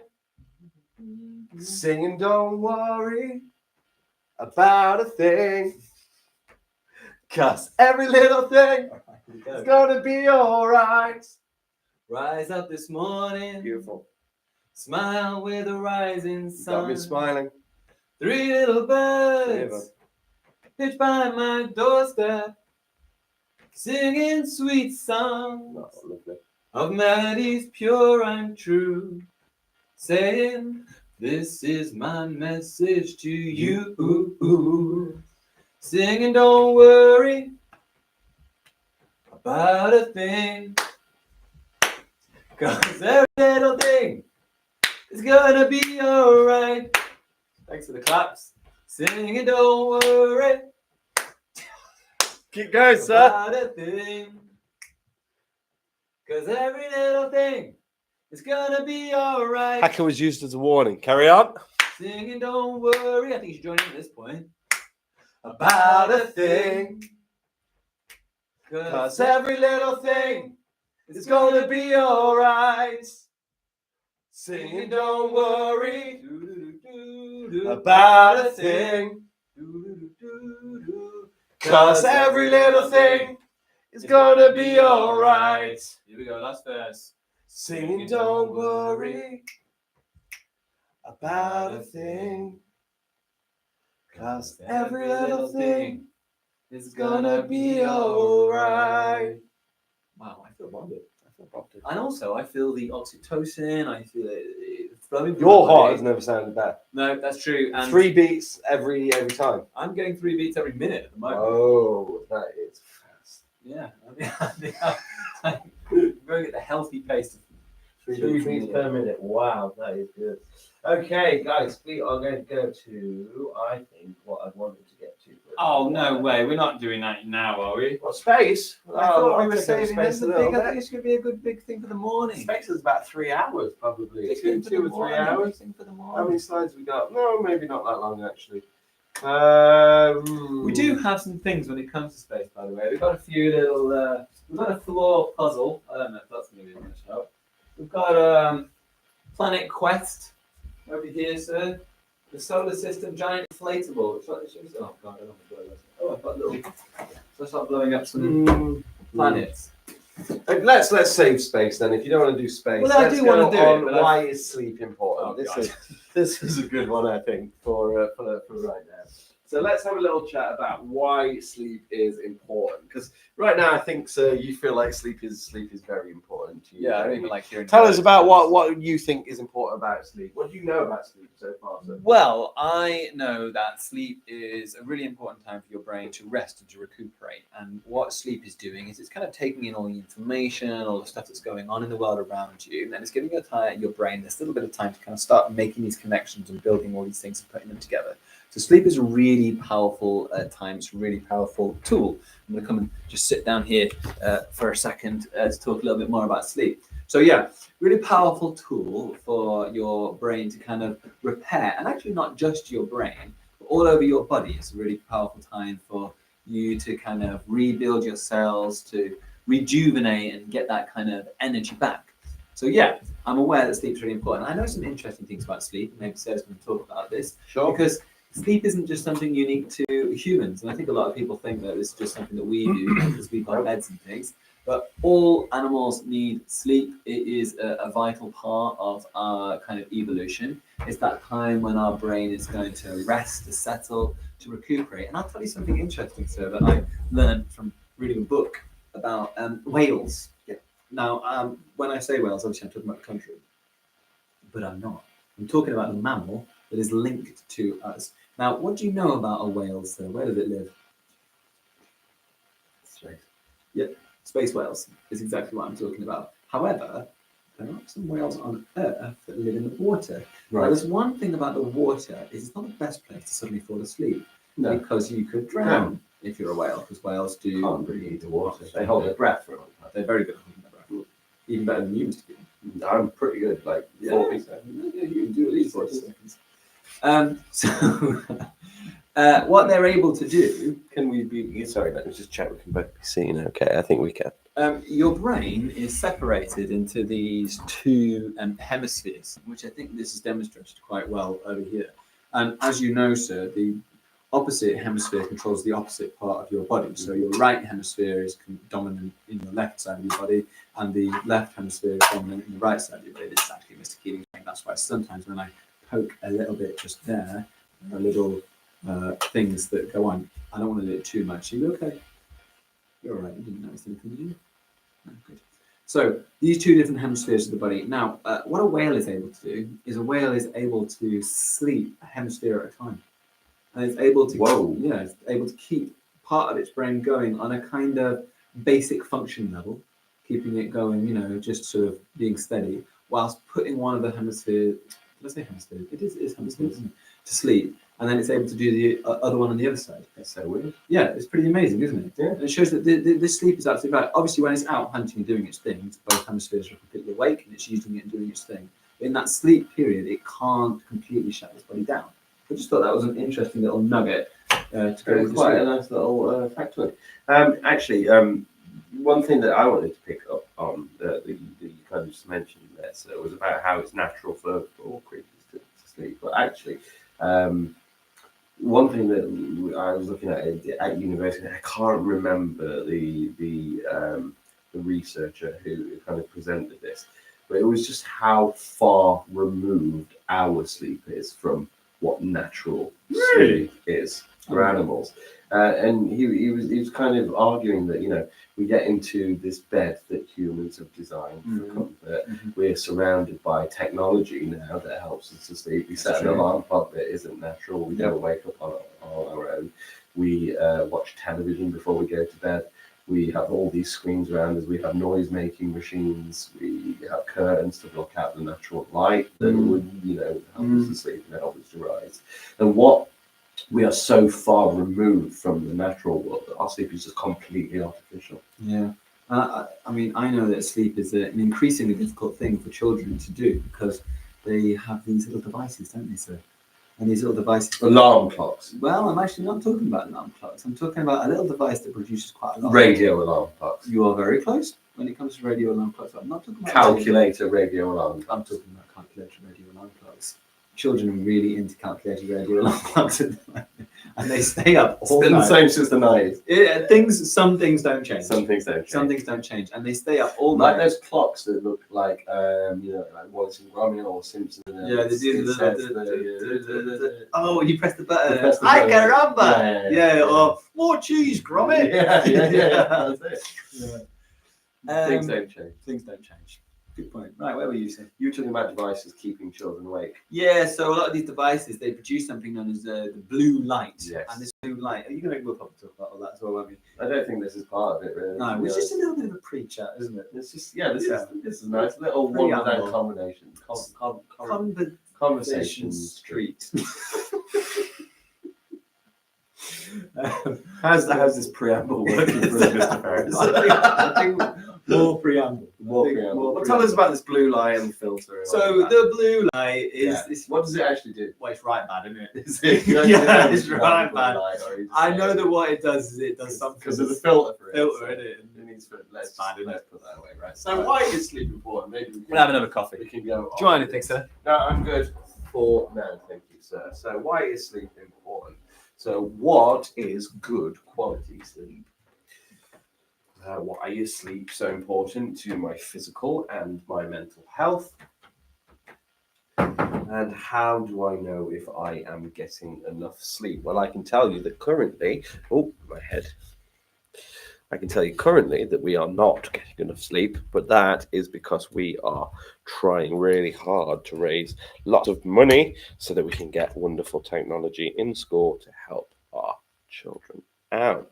So, what is good quality sleep? Why is sleep so important to my physical and mental health? It is good for both. And how do I know if I am getting enough sleep? What happens if I don't get enough good quality sleep? What can I do to improve the quality of my sleep? What is good quality sleep? Okay. Sleep is important to all of us. Everybody needs to sleep to give their bodies time to rest and to prepare for the next day. To keep our minds and bodies healthy, we need to ensure we are getting enough good quality sleep. And believe me, once the Teach-A-Thon is over at 11 o'clock tomorrow morning, we will be closing down the live stream and we will be going and getting as much good quality sleep as we can this weekend. This means that we have the right amount of sleep for our age, and our sleep is uninterrupted because broken sleep can affect how rested we feel the next day.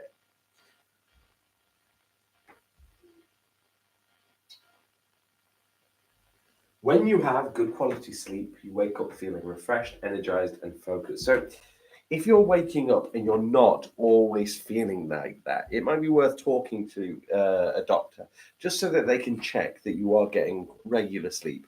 And also, you might want to just consider the things that you're doing in the build up to sleep. So like we were just saying about the blue light, that's absolutely true. There's a light that tablets, devices give off that can keep your mind active, to keep you up so that you're not fully rested, when you do get to bed. So just have a little look at your routine. Really, screens should be closed down quite a long time before you're going to bed, at least an hour. You should have time to relax, to unwind, and to get tired before you go to sleep. That will help you to have a good, restful night. The amount of sleep we require each night depends, and it varies based on how old we are. Generally, adults, as you get older, you need a little bit less sleep than children need. How old are you, sir? I am 35, sir. How old are you, sir? That's old. How old are you? 30 something. What, 30 what then? Probably 5 as well. 35 as well. Yeah. Yeah, so you're a month older than me, right? Younger. Younger? What month were you born in? 77. What month were you born in? Oh, that's a good point. So, what is it about sleep that is different? I've heard that children need a lot more sleep than adults. That can't be right, can it? No, that is true. So Really? children actually do need more rest than adults. A good 10 to 12 hours. But here's the thing: adults always seem tireder.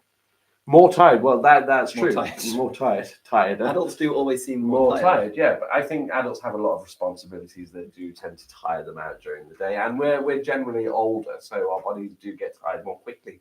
Right. So actually, not just the physical exertion, because children are running around all the time. So Absolutely. that's not the only thing that influences how awake and how tired we feel. No, I think age is a factor in that too. That's so interesting. For example, we were saying earlier, Mr. Yeah. Jordan, that 3 years ago we were doing okay by 10 to 2.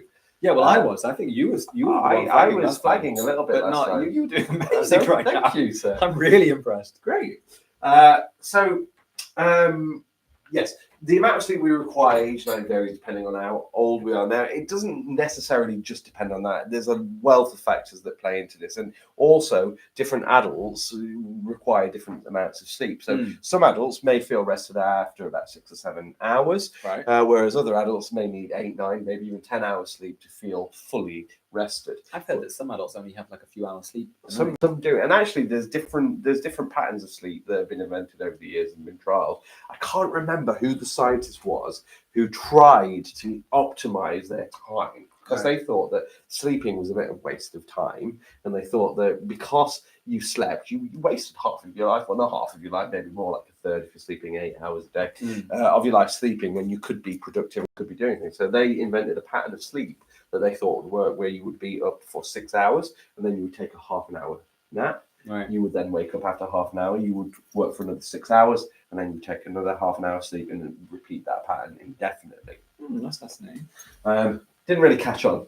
No. I can't imagine half an hour sleep being restful enough. Know that there, for example, Winston Churchill, I know that he would nap consistently through the day. And it was one of the things that he attributed to being able to carry on going and all those constant things. And I've heard that actually having a little nap in the day is a good idea. Well, I like a good nap in the day. I know that in other countries, for example, when I work Obviously, that's siesta. Yes, siesta. siestas, yeah, in Siestas, Europe. for example. And I know that when I was working in Vietnam over in Asia, that it was absolutely commonplace that in the middle of the day, that the children would get out a mattress after lunchtime, they would lay down, they would go to sleep. And not only the children did that, but the staff did that. There was an elongated lunchtime, and that was just standard. Speaking of Elon, Yeah. Elon Good Musk. point. If Elon Musk He does not have a lot of sleep, you know. does not have a lot of sleep, could you please tweet if you're watching live? Let's see how many people. 7, so 7 is Jesus, still with wow. us at 5 to 2 in the middle of the night, so that's nice. If you're on watching, please tweet at Elon Musk and tell him about the Teach-A-Thon. We'd Yeah. really love to kind of congratulate him on the pay rise. Yeah. And just ask him really if he wants to donate Just a anything little bit. to just a little bit of his pay rise On to our cause. It would really be nice. If 1 or you- 2%. 1 or 2% would be really nice. And actually, you know, if you want to contribute the same to our salaries, we would be gracious. Yeah, I mean, we would accept. I'd accept that. I'd accept. I'd accept On the condition that you know the charity the thing. charity Yeah, the first, and yeah, then us. salary Exactly. after. Yeah. So, do you know, interesting you talk about salaries Yeah. because we needed to do something with celery. Celery, and we can do that after we. Should we talk do about that? Yeah, we'll because do I've that. forgotten about that. I don't know if that'll actually work by the time we finish. No, we that's can always try it. And Well, let's see. make sure that's the next thing we do. Absolutely. In fact, I think I left the celery It's out here. there. Oh no, it's there. Wonderful, great. So to keep it's about that gas we talked about. that digestive system. normal. To keep our minds and bodies healthy, we should try and get the right amount of good quality sleep for our age, but not just for our age. Remember, we talked about physicality, we talked about the different types of adults needing different amounts of sleep. Although a lot of science is now pointing to the right amount of sleep being around 7 hours, which for me seems a little bit less than I would want. Tell me something. What's your sleep pattern? When do you go to bed? Ooh, I go to bed at about 10 o'clock. Let's talk work nights, because I Work know night. holidays are different. On a work night, I would probably go to bed about 10 o'clock. 10 So I start getting ready for bed about 9:30 because I've taken up the habit of playing the piano. Right. That's where that came from. So I've just been learning. Really? Yeah. That's really good. Thanks. Well done, buddy. So I started. I've been doing it for a few months, and so what I'll do before I go to bed every night is I'll play it for half an hour. Yeah. And I've got an app, Simply Piano, and I'm doing that for a year before I get an actual tutor, so that I'm not Tutor? absolutely awful. Absolutely awful before I, I'm not dreadful. I can play some things. This is amazing. Why? It doesn't really make sense to me. Right. Okay. Amazing. So anyway, I've been doing that. So I go upstairs about 9:30. You're right. Yeah. Like, Okay. no, I'm good. And I go up to bed about 9:30 and I'll play the piano, and then I'll get into bed about 10 o'clock. I do. Sorry. Okay. I accept that. Fine. And then at 10 o'clock, I get into bed and start winding down. Yeah. But I don't actually usually get to sleep till about 11 o'clock. When I get to sleep at 11 o'clock, I set my alarm for 6:35. And that gives me about 7.5 hours sleep. So you go to bed. You sleep at 11. I sleep at 11. 12, 1, 2, 3, 4, 5, 6. That's interesting. So I think I'm going to bed at like 9. Okay. A bit earlier than you. Mm. But I probably don't get off to sleep till 10. It takes a long time, doesn't it? Okay. Are you the Yeah, same? because you need to wind down, don't you? You need I to know. calm down after the day. Is your wife the same process as the that? Thoughts. No, she's completely different. She would go to bed at like 8 o'clock and go straight to sleep. Bam! So does my wife. How Yeah. annoying is that? Yeah. Really, honestly, if Irritating. when I started, because I used to actually go up to bed a little later, like Yeah. 10:30, Yeah. and my wife really hated that because she was always really tired. So whenever I say, "Oh, should I go up and play piano?" Yes. Okay, that was it. Let's go upstairs. That's it. She's asleep. Yeah. I'm very jealous of people who can just put their head down and sleep. Yeah, I certainly can't. My brain is racing with 1,000 different things, and it's just not it's possible. hard to switch off sometimes. I'd switch off. So hold on a second. I just want to put my sleep patterns into perspective to yours. So you're waking up at 6. If I'm going to bed, I think I'm falling asleep maybe around 10, and I'm getting up at 5:30. How many hours is that then? You're getting 11, 12, 1, 2, 3, 4, 5. Oh, so we're getting around. around the same time. Same I'm just time. waking up a little later. Yeah, than you. so you're waking up later. I'm going to bed early. Yeah. But it equals out. So we're having about the same amount of sleep. And then on the weekends, I'm probably staying a little bit later. Weekends are weekends, aren't they? Weekends. I mean, right now we could be asleep. But to keep our minds and bodies healthy, we should try to get the right amount of sleep, quality sleep for our age. This clapping, by the way, it's really good. Yeah, you like it? So below is the approximate amount of sleep required for different ages, Right. which is probably why we were telling some of the children earlier to get off Get the stream to and bed. go to sleep. So babies require, and so this will be relevant for you very, very soon. Yeah. They require between 12 and 16 Whoa! hours, including that. So that means they only should be awake for about 8 hours, 1/3 of the day. Yes, Information bomb incoming, sir. Now, I know one of the reasons why this is because they are developing their brain at an absolutely rapid rate. And not only are they developing their brain, but the whole entire body. And I already said earlier on that I know that one of the things that sleep does is sleep reconnects the brain, it rewires it, it gets us all ready and prepared. So if we're going to develop the brain successfully, then we need to have that incredible amount of sleep. And if they don't get enough sleep, they're big babies about it. Yeah, they are big babies, aren't they? Really irritating, actually. Anyway, after the baby stage, when they are very small, 1 to 2 years old, they require still a heavy amount of sleep. And you're right, it's because they're still developing at that age. So a little bit slower at that point, but still developing exponentially. 1 between 2 years old, they need 11 to 14 hours sleep. So a reduction in 1 to 2 Are we hours. going to test everybody on this later? Oh, we can test them now. What did I just say? Good question. That's a good teacher question, isn't it? What did I just say? What did he just say? Okay, anyway, 3 to 5 year olds, they require 10 to 13 hours. So again, a reduction in about an hour. 6 to 12 year olds, so this is our age range. This is the age that we teach. So you said you're 30. Oh, right. This is this is the age range that we teach. Got it. But actually, if you look, that extends from key stage 1 right to the end of key stage 2. Hold on a second. Let's do some maths here. If they're needing 9 to 12, let's put what's the average in between those? Let's say 10 or 11 hours, yeah? Yeah. So let's say, because we teach key stage 2, don't we? So let's say 10 and a half hours. 10 and a half hours. 10 and a half hours. So let's think bedtimes. If they're getting to school, for what time do they get to school? Okay, let's say they get on the playground by 8:30, so they 8:30. need to get up at 7:30 to do their teeth, to have breakfast, to get there on time. So 7 to 7:30. 7 to 7:30. Let's just say 7 to be safe. 7 o'clock, yeah. Right, so let's work backwards. Okay. We'll do the maths here. We'll take away 7 first. That gets you to midnight. Brilliant. That's an interesting thing. Yeah, take away 7, get back to midnight, and then take away 3, and 12 minus 3 is 9. So they need to definitely be in bed by 9. Now that's interesting because I always thought they would need to be in bed earlier than that. But no, actually, if they get up at 7, 9 would be fine. Here's the crux of it though, and it goes back to what I was saying earlier on. It's not about going to bed at 9, is it? It's about going to sleep. Right. And if you're going to bed at 9, you're probably then on your device. You're probably staying awake for even longer. But even if you're on your device, you should have an hour's break before you completely rest as well. Otherwise, you're not actually kind of shutting down. So if I'm going to bed, I'm literally going to sleep at 9. Yeah. I need to make sure that I'm probably in bed by 8, and I probably should stop playing on my device by 7:30. Is that what we're trying to say? Yeah, or in bed by 7, you can have your device if you want For to an play hour. on your device for a little bit, for an hour. Devices away, settle down at 8, asleep by 9. That's hard to do. It is hard to do. You've got 2 hours to do it, so off you go. Not right now.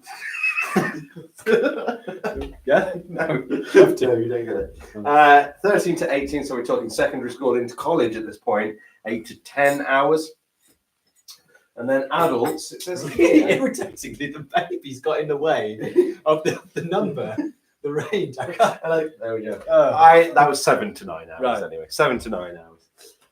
Baby's getting in the way. Getting in the way. But they think 7 hours is kind of the kind of magic number at the moment. But it is changeable depending on what research you're looking for. I thought 3 was the magic number.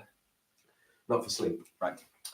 How much sleep should we get? Remember, everybody is different, and your body may require different amounts of sleep at different stages in your life. For example, if you've had a particularly busy day, or if you've done a Teach-A-Thon, for example, for 26 hours, or if you're feeling unwell, you may require more sleep than usual. And if you're unsure, if you're getting the right amount of sleep, you can speak to an adult that you trust for some advice. And if you are an adult, you may need to speak to a doctor if you're feeling particularly unrested. What time did you get up this morning? What time did we have to be in? I got up at We were in before 7. 5:45. Right, 5:45. Yeah, I was out of bed by around then. So I'm just trying to think. We've done by the 26th hour. We really would have done significantly more than that. Yes, we would have been awake more than 26 hours. So by the 26th hour, we'll be up to 29, 30 hours awake. Gee whiz. But, I mean, doctors, let's think about doctors that are on, call on shifts. Yep. Sometimes they do back-to-back shifts. Sometimes they can be working longer than 30 hours That's very awake. true. And that seems dangerous when a doctor has got such a big responsibility. Big responsibility thinking about all those patients, but they can be up for that long and they can be overworked for that long. So, this is taxing, this is hard, and this is full on because we're constantly doing it. But at the same time, there are professionals. This is how it is. Yeah. Imagine if you were a mother with twins. I can't. No. Are you surprised by any of these? Yeah. Do you think you are getting the right amount of sleep? No. And think about the time you wake up in the morning to get ready for school. Mhm. This is out. Ah. Work out what time you should be getting to bed. You've already done that. So I just want to ask you these two questions. Are you surprised by anything you've just I am surprised, actually. Yeah. Good. And do you think right now you're getting the right amount of sleep, sir? Probably not. No. Well, that's good. So sleep and good health. You're going very quickly here. Slow down a little Oh, bit. sorry, do you want me to? Yeah. Okay.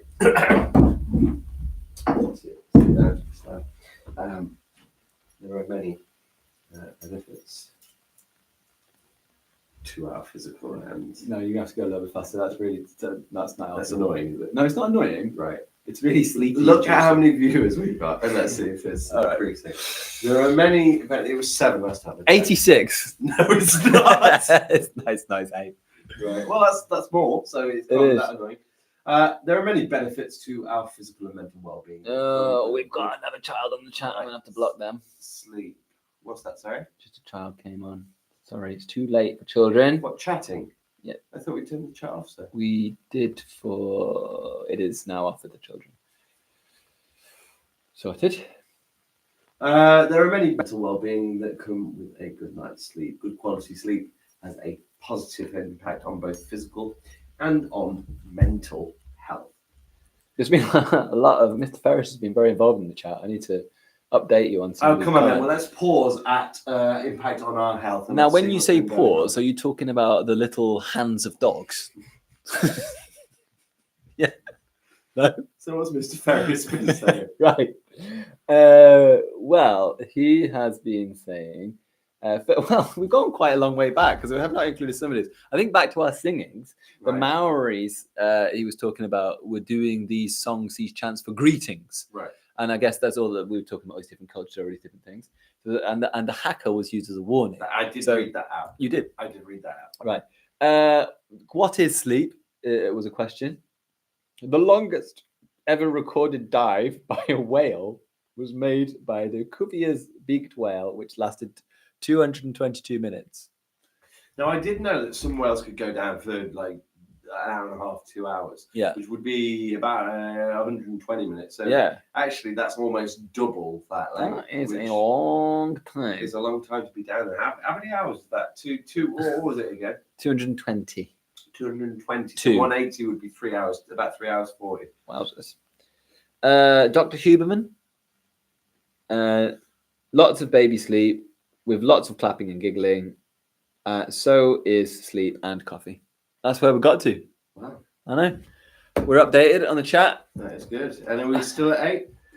No, we've actually gone up to 10. Wow. Just from chat talk. Just from- people like Mr. Ferris. I think that's what it is. I think there's some good Mr. Ferris. I do bands think, that- Mr. Ferris, you need to get sleep as well. Yeah, I mean, it is, nearly 10 past 2. You hoping it was 4. I got a good night's sleep last night, so feel ready to focus on my learning this morning. What a good, well-behaved student. That's really important because what is school all about, sir? It's sleep. It is all about sleep. And what is it secondly all about? Sleeping. Well, okay, third, fourth, fifth. What is it seventh all about? Education. You are absolutely right. And so I feel that if you're not getting good sleep, you won't get good education. Am I right? That is so true. People generally have better concentration and are more productive if they've had good quality sleep. I don't believe that. No, don't you? No, Are you sure? I Because I think earlier on you were kind of all kind of you were doing quite well. You had surprises. You had the mayor. There were a lot of surprises. We've had a distinct lack of mayor this evening. Yeah. I haven't got any more surprises. Well, I do have a little surprise for you All right. at 10 something in the morning. Is it? We're going to go on the radio and the BBC. We are, yeah. We've got to have a little meeting with them. We'll talk about how we do that later. At 10 o'clock while we're still on. 10 while we're still on, yeah. Let's just take it turns. That's it. Well, or I was thinking we could just let everyone enjoy seeing it being recorded. That's kind of science when you think about it. Yeah, radio. Radio science. Radio waves. Yeah, science. Yeah. Okay. Sleeping with health. Sleep. She's happy. She is really happy. Sleeping well generally improves our mood, so we're happier when we have a good sleep. Now, is that sleeping well generally improves mood? Or I is think it- it's consistently sleeping well. right. So it's not sleeping well Like one generally night. improves Yeah. mood. No. Right. Good quality sleep has positive effect on our mental health. I didn't fully take on that last one. Let's go back to that last one. Sure. Now, what are you talking about here? My mental health. So your mental health is the way that you think and the way that you feel. Now, if we're already feeling positive because we've slept really well, Yeah. then our mental health is going to be better. Right. So I've got both physical health and mental health to deal with here. Absolutely. And if you don't sleep well, you're Yeah. not going to have good mental or physical health. Jeez. Whoa. Good quality sleep supports a healthy immune system. So your body fights viruses, diseases, and that kind of thing better if you are well rested. Bingo time. Let's imagine the bell's just gone. You want to make the bell noise? Bring. Did you hear that? That was the science bell. And when you hear a science bell, you have to say an interesting scientific Could you fact. please say the word uncanny when I do it again, please? Yeah. Bring. Uncanny. Whoa. So I know something, and I found this out as well from reading that book that I got that whale fact from as well. That even sleeping in at the weekend by like a couple of hours can massively disturb your gut microbiome. Wow, really? Yeah, so your gut is, they say it's your second brain. I don't think it really is your second brain, but it is one of the most important organs in your body. Almost like a second brain. Almost like a second brain, although it's not really anything like a brain. Right. But it can massively affect your mood. It can affect your everything that's going on about you, because that is where trillions of microbes are living. And they also, because we have that symbiotic relationship, they're getting into a pattern with us. Their relationship with us when we're getting up, when we're sleeping, and they're going with the flows of our body. Now, when we are regularly getting up at a certain time, let's say for school or let's say for work, they get into a pattern. Now, when we suddenly break that all of a sudden at the weekend and we sleep in a load more, they are waking up and doing their thing a little bit before, and we're not coming, and we get into this little disconnect between our microbial system and our own personal system, and that can lead to little problems. It might lead to upset tummies. It might lead to not digesting things properly. It could lead to little health issues. So it's almost what you're saying. I think basically by something you're saying, I'll just like a second brain. Fabulous. Good quality sleep. Whoa! The heart box. Get the hearts out. No. Good quality sleep can reduce the risk of diseases such as heart disease and diabetes. Getting enough sleep is important for maintaining healthy weight. Sleep is important for your emotional and mental well-being. What happens if we do not get enough good quality sleep? Let's have a look at the physical effects. So the first one makes sense. If you don't get enough sleep, you may feel extremely tired. You may feel extreme tiredness. And I think Mr. Jordan and I are both starting to feel a little bit tired now at 2 a.m. Let's do a time check, actually. So if we started at 9 o'clock this morning, we've gone to 9 o'clock tonight, which is 12 hours. Then we've gone to 12, which is 15, 16, 17 hours completed, and 9 hours still left to go. Well, take the 15 minutes off, 8 hours 45. That sounds a little bit better than 9 hours to go. 8 hours at 3 o'clock sounds even better, doesn't it? It's less than a third. Okay.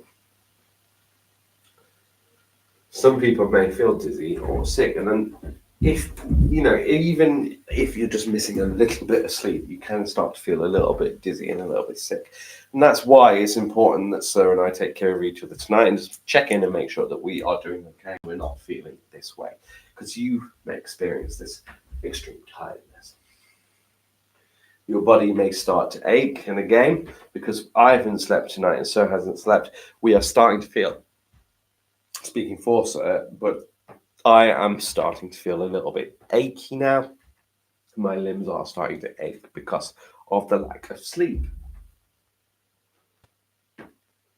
Your immune system is not as strong So you are more likely to become unwell. So that's not very good. Hopefully we can sleep this off over the weekend and then get a very regular sleep next week so that our immune system bounces back and we're protected so that we can be in school with you. Some people may also get headaches. Absolutely, you might start feeling pain in your head. I think Sir earlier said that his head was throbbing a little bit after several hours. That can happen when you are tired. How do you feel when you don't get enough sleep? Now, you can't put that in the chat at the minute, but maybe if you're watching this a little later on, if you're watching this a little later on, then you can think about that. Mr. Ferris is saying, I slept earlier. Glad you got a little bit of a nap in there, sir. And it's still nice to have you with us. Okay. 3 hours on this stream, by the way, without it cutting out, so that's good. Let's carry on. That's the physical effects. An example of a good bedtime routine. So this is getting into good habits before you go to bed. So having a good bedtime routine can help you feel calm and relax. It sends signals to your mind and body that you are ready for sleep. So here's what we should do. We should finish what we've been doing. Put away your homework, put away your devices, toys, or anything that might distract you. Anything that keeps you away from sleep itself, make sure that that is put away, it's separate, and you don't have access to it. Because even having your phone next to your bed when you're about to sleep, you reach over, you might check it occasionally. You get these thoughts in your head that don't really need answers to them, but you have questions and you think, oh, my phone's there. So you reach out and you look. And then because phones are built in a certain way and because social media now works in a certain way, you find yourself scrolling and you can't help it because it's got an infinity scroll that is producing happy chemicals in your head because each time you look down, there's a fun little video or there's something that you found just by continuing to scroll. And because that never ends, you end up scrolling for a lot longer than you should. So finish what you're doing, put away your devices before you go to bed. Have a bath or a shower, and then put your pajamas on so you feel nice and clean, ready before going to bed. Have a glass of warm milk. That can be really nice, really calming, really soothing to have that warm drink. And there's nothing that will keep you awake within that drink. No sugar in there. Or at least not the high amounts of sugar that will keep you up. Brush your teeth, go to the toilet, and get into bed. Then you have nothing to distract you. You are clean, your teeth are clean, you've had a nice, hot, warm glass of milk, you're ready for sleep. Your devices are away. Anything else that you needed to do is gone. All your toys are packed away. There's nothing to distract you before you go to bed. You might want to read a book. When I get into bed, sometimes I like to read a book. I take a book to bed, and it's a good chance for me to catch up on some reading. So in that time that I'm in bed, I might check out a book, I might read, and I might find that really entertaining for 15 minutes to half an hour. But it also tires me out when I'm reading as well. So that can help me get to sleep. Finally, turn off the lights and lay comfortably in your bed. And then hopefully you will drift off to sleep. This is an example of a bedtime routine that could be used or adapted to help ensure that you have good quality sleep. But everybody is different. So you need to find a routine that works best for you and your individual needs and interests. Remember, we can wake up feeling refreshed and well rested if we manage to get enough good quality sleep.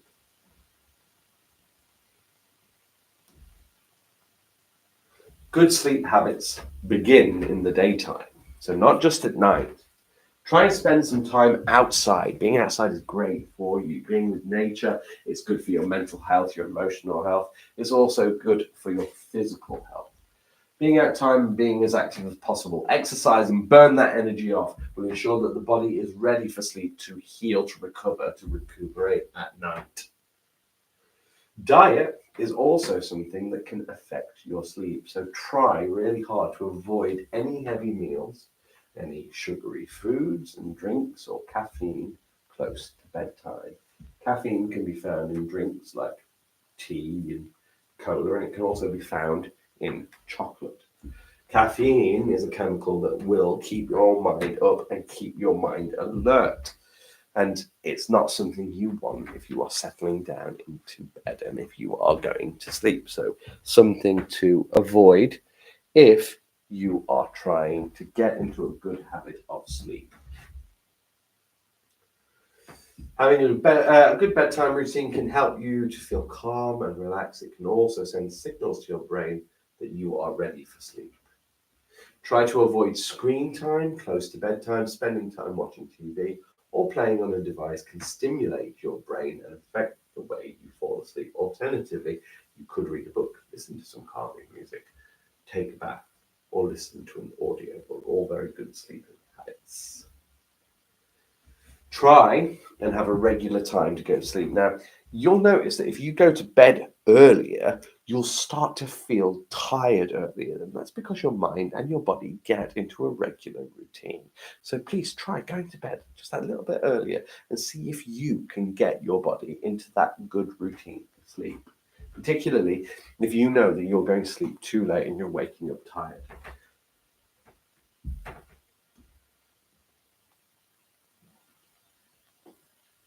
Having a good bedtime routine can help you to feel calm and relaxed. It sends signals to your mind and body that you are ready for sleep. We've already talked about that. And we've already talked about why sleep is important. So that takes us to the end of sleep.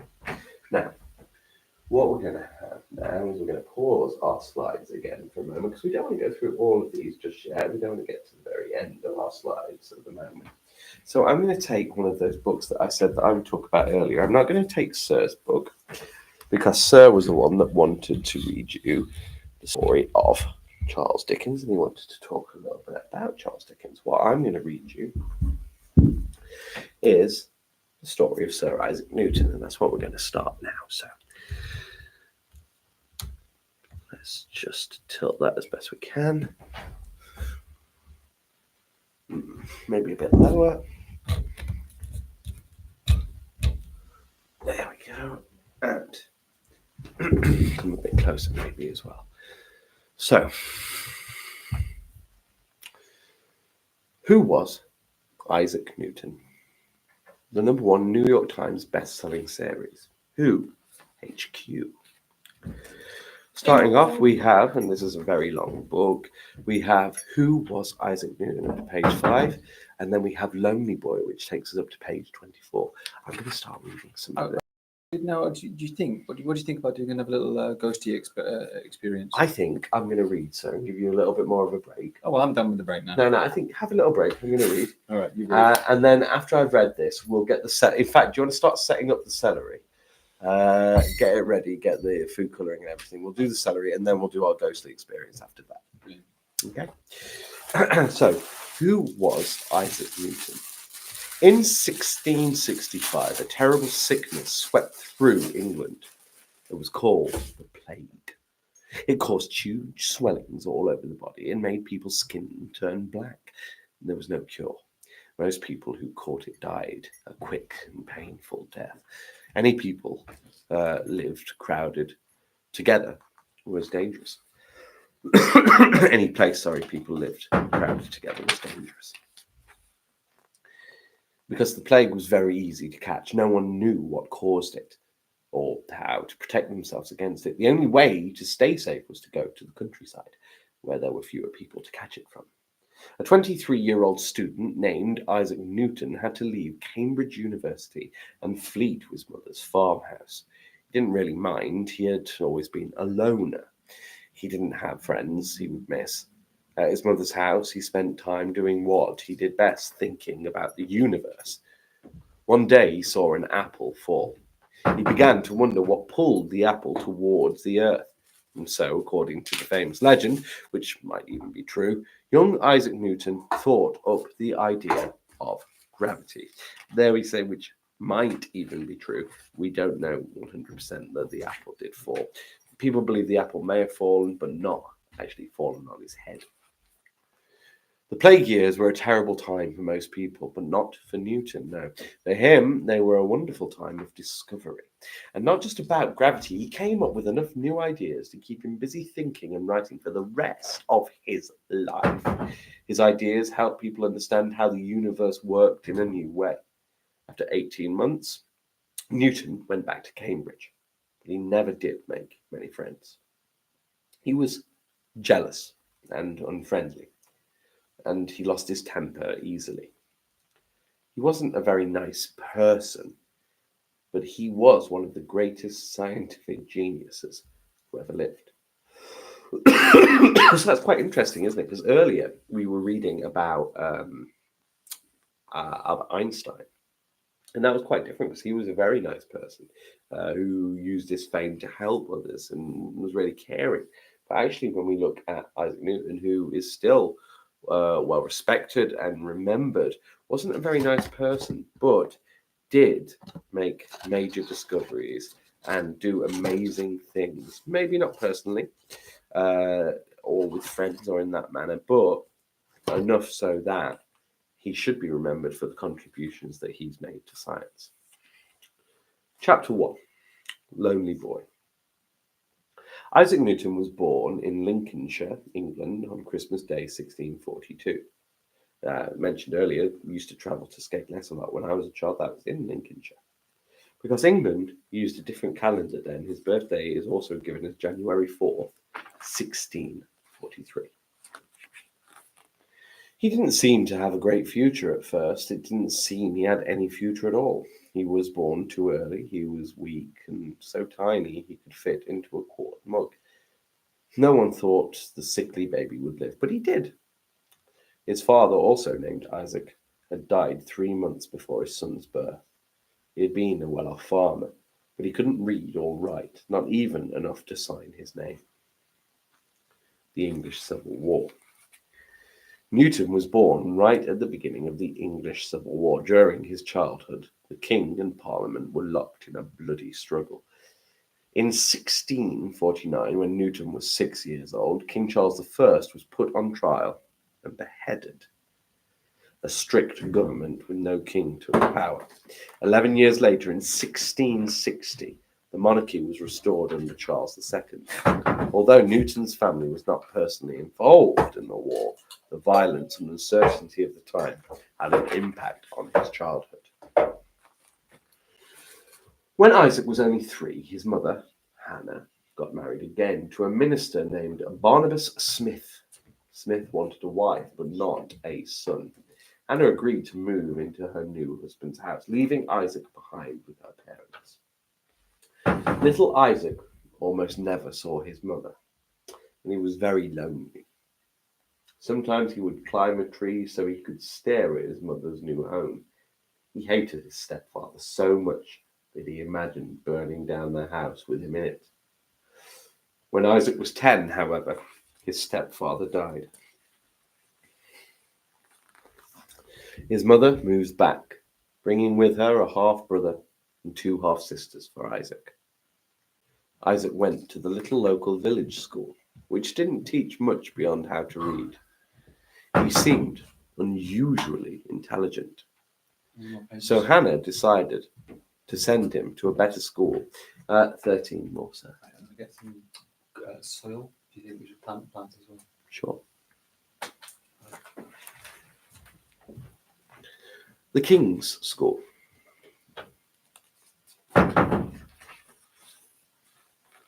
Was 7 miles away, too far to walk.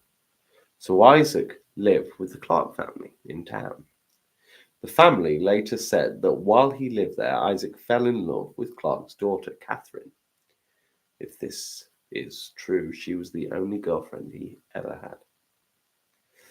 Years later, Catherine remembered him as a sober, silent, thinking lad who was never known to play with the boys at their silly amusements. In his spare time, he built doll furniture for Catherine. Clark was an apothecary. An apothecary is someone who makes medicine by combining herbs and chemicals. This involved careful work with weights and measures, as well as knowing what was special about different substances. Oh, excuse me. Young Isaac was fascinated. By watching and perhaps helping Clark, he began to learn basic chemistry, how different things interact with each other. even crafted his own potions, such as a medicine made up of turpentine, rosewater, beeswax, olive oil, a kind of wine called sack, and red sandalwood. This was meant to protect him from a deadly disease called tuberculosis. Isaac was also fascinated by ways to keep track of time. The clocks of the day weren't very accurate, and he thought he could do a better job. He charted the movement of shadows from sunrise to sunset. Then he hammered pegs into the wall to create a sundial. When people wanted to know the real time, they'd check Isaac's dial for telling time indoors. For telling time indoors, he designed a clock with a wooden dial, turned by the steady dripping of water. He also built a tiny windmill with a mouse to run it. A mouse? A mouse. Wow. Unfortunately, the subjects taught at school didn't interest him. He didn't study, and he was at the bottom of his class. One day, a boy who was a good student kicked him in the stomach. Isaac immediately challenged him to a fight, which, to everyone's surprise, he won. Isaac was very good at holding a grudge. Just winning the fight wasn't enough for him. He wanted to beat his enemy in school as well, so he finally began to study. Soon he rose to top of the class. The main subjects at school were Latin and Greek. Both would be useful to him later on. Because almost all the most important books and articles were still written in these languages. He may have also learned some simple, useful arithmetic and geometry. Wow. Which is what you say when you've turned into a tree. Yeah. Geometry. Hannah thought of education mainly as a way to make her son a good farmer. I've heard that before. Yeah. Soon she decided it was time for him to practice running a farm. So she took him out of school. The idea of growing crops and taking care of animals bored Isaac. A bit like Elon Musk's Boring Company. Oh. And I just thought it'd be interesting to mention that, because if Elon Musk is watching this, which I think he will be, probably he's probably will. one At of the this seven. point, Yeah. It'll be going long enough, and I would imagine it's probably got onto his radar at this point. Yeah. If you want a little bit of exposure, if you want us to kind of promote one of your causes, I know that you just recently had a pay rise, but I don't see why you shouldn't be getting even more money. Yeah. We could do that for you. Yeah, we would do that for you if we could just have a little bit of a donation. Just a fraction of what you. We're only talking a percent. Like 1%. Yeah. Max. Not a lot. Well, what about Max? He's doing just fine. Okay. He deliberately did a bad job. Max? No, it's all right. Oh, okay. When he was supposed to be working, he sat under a hedge reading or building things. Once, when he was supposed to watch the sheep, he let them run into a neighbour's field and eat the crops. Why would you do that? Barry's not a very nice fellow. It sounds like a bit of a wrong-un to me. The book starts with saying that he was a bit of a mean person. Oh, he was a bit like not a very nice guy.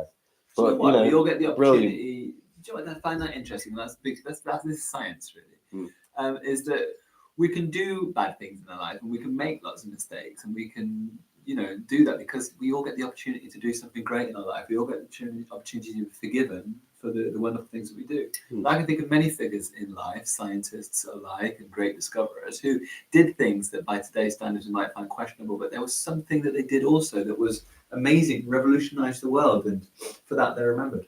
And I think that means, it's a big thing for children, isn't it? It doesn't matter if you have a day when you mess up and things go wrong. The next day is a new day, an opportunity to start fresh and to make a new name for yourself, really. And to do that thing. To do that thing that matters. Yes, good point. His mother was hauled into court and had to pay a fine after that happened.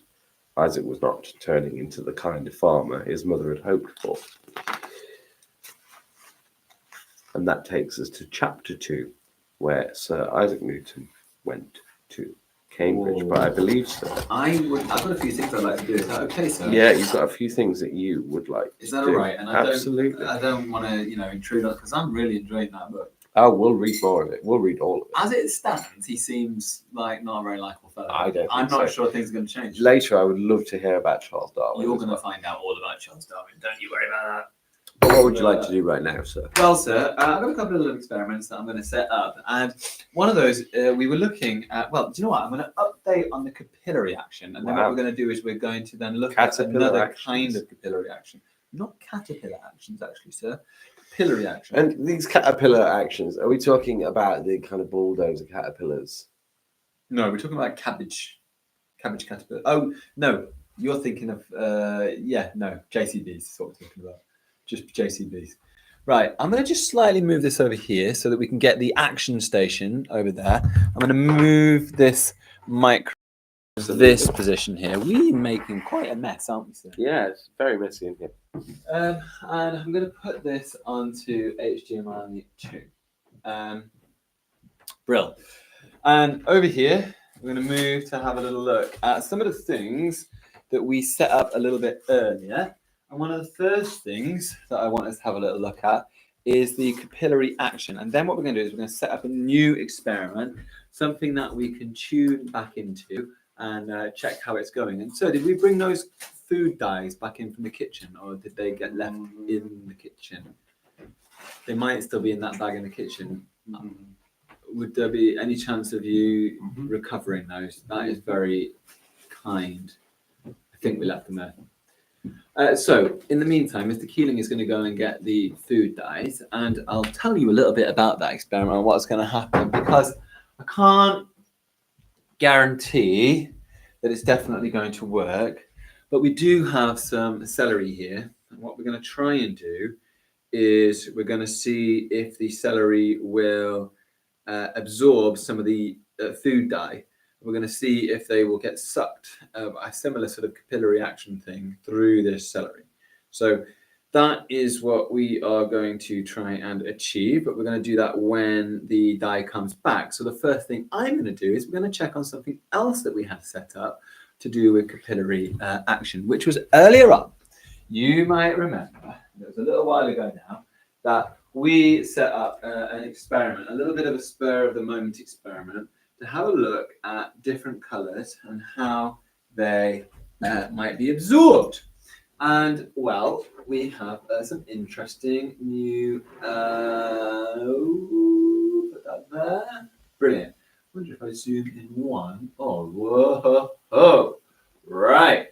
Now let's have a look at this situation that we find ourselves in. So if you remember at the beginning of this red one here, this had the red food dye. This green one here had the green food dye.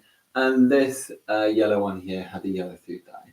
And in this one, we just had water. That's all that we had, was just water. Now, something quite exciting has happened, is that this tissue has sort of sucked up through capillary action some of the food dye. And this one here, you can definitely tell, is starting to look pretty green. I mean, usually it doesn't look very red, so that hasn't quite worked so much. The red doesn't seem to have come into it. Over here, this one has definitely taken on a yellow hue. I mean, you can see how much this is absorbed. It's taken it all the way up and around. So it's amazing. It's kind of going up, across and down, which is quite incredible. And this one over here, this has also got a lot of green in it. So you can see how the green has been absorbed up through capillary action and has gone into this water one as well. So that's amazing how they've all kind of mixed and merged together, which I do find quite incredible. No energy has been put into this. I haven't put a battery, and yet they are still moving and mixing. And you don't really think of water as being able to go up a hill, do you, sir? No, I don't, sir. No. And you do think about water a lot. I do think about water, but not going uphill. You're No, right. not going up a hill. Now, Mr. Keeling. Yes, sir. Oh, no, actually, I was just using you in a sentence. Mr. Keeling Yes, has sir. brought... I actually can't. Okay. I'll be honest, chat. This is a lot harder than it was last year. Last year? Last time. We've got these colour dyes, and I love these colour dyes. And what we are going to do, I'm just leaving it a little bit we've got some celery. Now, celery is plant, and celery absorbs water. Well, it doesn't really absorb water. It's sucking water up through its stem. And what we're going to see is if we can get some of that food dye to come up. Now, I did want to have some clear beakers for it, but I ended up getting a bit excited when Mayor Rich Parker came in, and we used all of our clear beakers for the enamel experiment that we will have an update on shortly. Don't you worry. But in the meantime, I have found, and I hope the members of staff at Anglesey don't mind, because I've taken a load of the mugs from the staff room. Now, they're not the best thing for me to be using because they're not see-through. And the fact that they're not see-through might be a little bit of a problem because it means I can't really see kind of what exactly is going on. Of course, if I'm doing this science experiment at home, it'd be nice to be able to get some kind of clear container so that you can really see what's going on properly. Now, here's my load of celery. I'm not a huge fan of celery. One thing I do know about celery is that they don't have a lot of carbs or calories or anything inside them. Somebody once told me, and I don't know if this is true, I might have to fact check this, that you actually use up more calories eating celery than... it just looks like you're talking to a piece of celery. I mean, at this time, I probably am just talking to a piece of celery, let's be honest. So what I'm going to do, I'm a little worried that the bottom of it has probably dried up a little bit. I'm going to snip. Just to update, so we are very nearly at £2,100. We are actually at £2,099. That's absolutely incredible. That's really genuinely is incredible. I mean, just the kindness of the community that we live in is just incredible. And Causeway Green. Now, I am going to have this one, which is going to be, so what was that, the plain one that doesn't do anything? The control. The control. I need to get that word in my head. The control. I'm actually not going to put any liquid in this because we need to see, with me cutting off the stem, just leaving it doing it, like, does that do anything? So here is the control. Here's my second one. Right, I'm going to cut off the base of this. And this one is going to pick up the mess as I go along because we don't want to be leaving a mess all over the place. That little bit of mess over in there as well.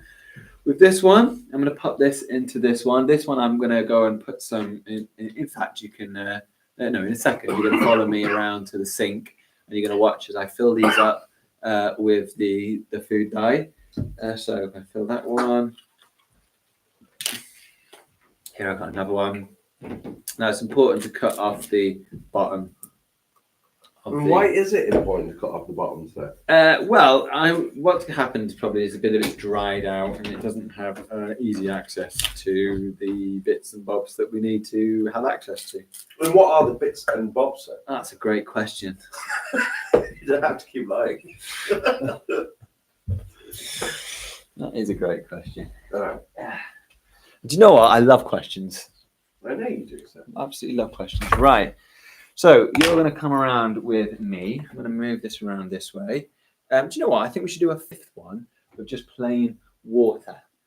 In ode to Rich Parker, because he liked having the plain water one. And who is Rich Parker? Richard Parker is the mayor of the West Midlands who came and got involved with the live stream earlier on. I don't know what I've done with the scissors. There they are. Right. Okay. So you're going to come along with me as we adventure to the other side of the room. This is very exciting. So you're going to see maybe an area of the room that you've not seen yet, and that is all the way over here. I'm going to go to the sink. I'll just pop these off for a second. There we go. I'm going to just come back here and get the food dyes, which are placed over in Science Corner. Hey, Science Corner, good to see you. Hey. I'm going to spin this back over here. And right. So we've got our control. I'm going to take the control out of the situation. I'm not putting in anything into that. We've got the one that's just going to have water. I'm going to make sure I use cold water for all of them, same temperature. I'm going to fill them all up just to the same level. There is one. Actually, I'm not going to put that much water. I'm going to put a little bit less than that. Right. There's 1, 2, 3, and 4. So turn that tap off. I think actually what I'm going to do is I'm going to bring these all back over here. You can watch me putting the food dye in. That'll be pretty exciting. I've taken the food dye all the way over there. That was good. Bring them all the way back. I like that. Yeah, well, you know. Yeah, I know. Right. Let's bring the cups all back to where we started, shall we? Let's. Right, here we go. Right, so let's turn this around. And, yeah, right, let's take our first one. So, we've got the green, and I'm going to pop a couple of drops of green. Now, it's going to be a little bit tricky to see green because the plant is already green. But we'll just see what happens. So I'm going to make sure I put the same amount of food dye into each one. I'll give that a little stir.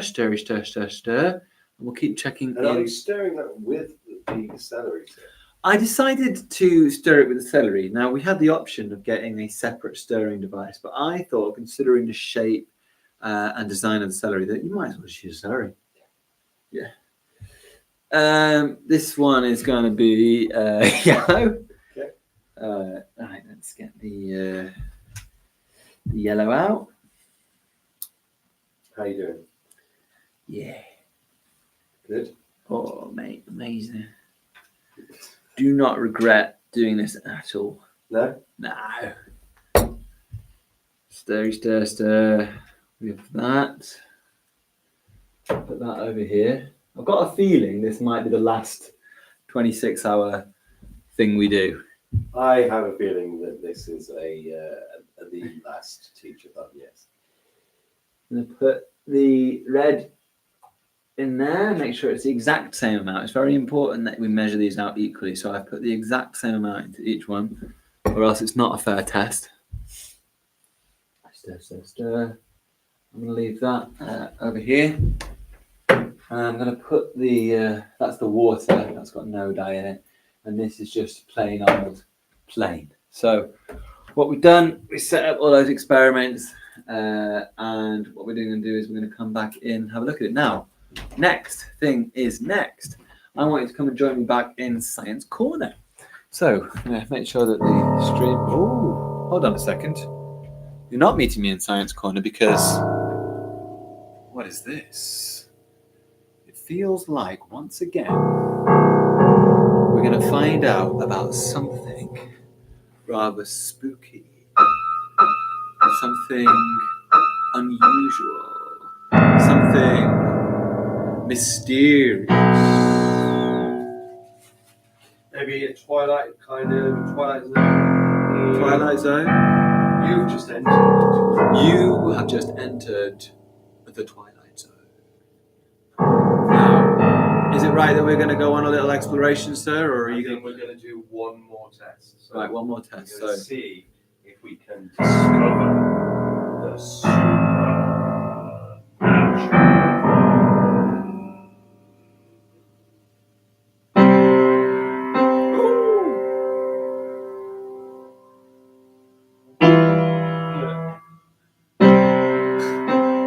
this is science, by the way, because these are sound waves.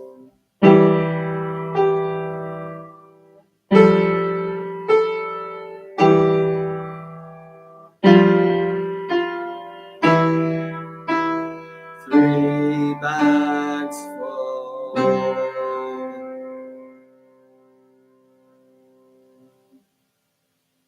One full of master.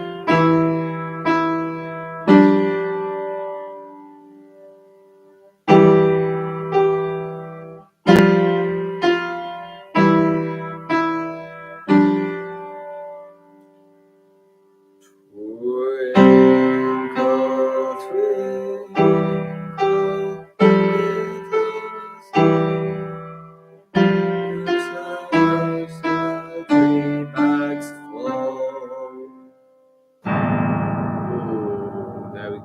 that is the signifier. So we are going to recreate again. I'm going to go into the room. Our science experiment is going to be a fair test because Mr. Jordan is again going to say creepy things into the hall and pan the camera in the darkness. This is the last chance for that door to move and to be more ajar. Now, Mr. Ferris, I think, said that the door was open slightly wider the last time we were in. Can I just mention, by the way, how lovely are these blues from cleaning services? Lovely. And we will do the name. When are we going to do the name, sir? Yes. Soon. After this? Have we got the name? Of Teddy. no, Miss Galloway is in charge of that, and she's going to do that maybe at a later date. Right. Okay. Fabulous. Okay. Should we get everything and take it with us? Are you okay to do so? Let's gonna take this. Yep. And we'll go slowly again so that we hopefully don't lose the stream. Actually, is it going to change over at 3 o'clock, sir? It doesn't automatically change over. That's just something that we could do. Okay. So We maybe could we'll do actually that leave when it. we come Yeah, back. leave it going a little bit longer because I think we might lose some of these people who might be automatically on. Okay. Sure. Right. I'm gonna unplug this. I'm gonna unclick this. Okay, I'm going to hold onto this. We have to hold all of these with one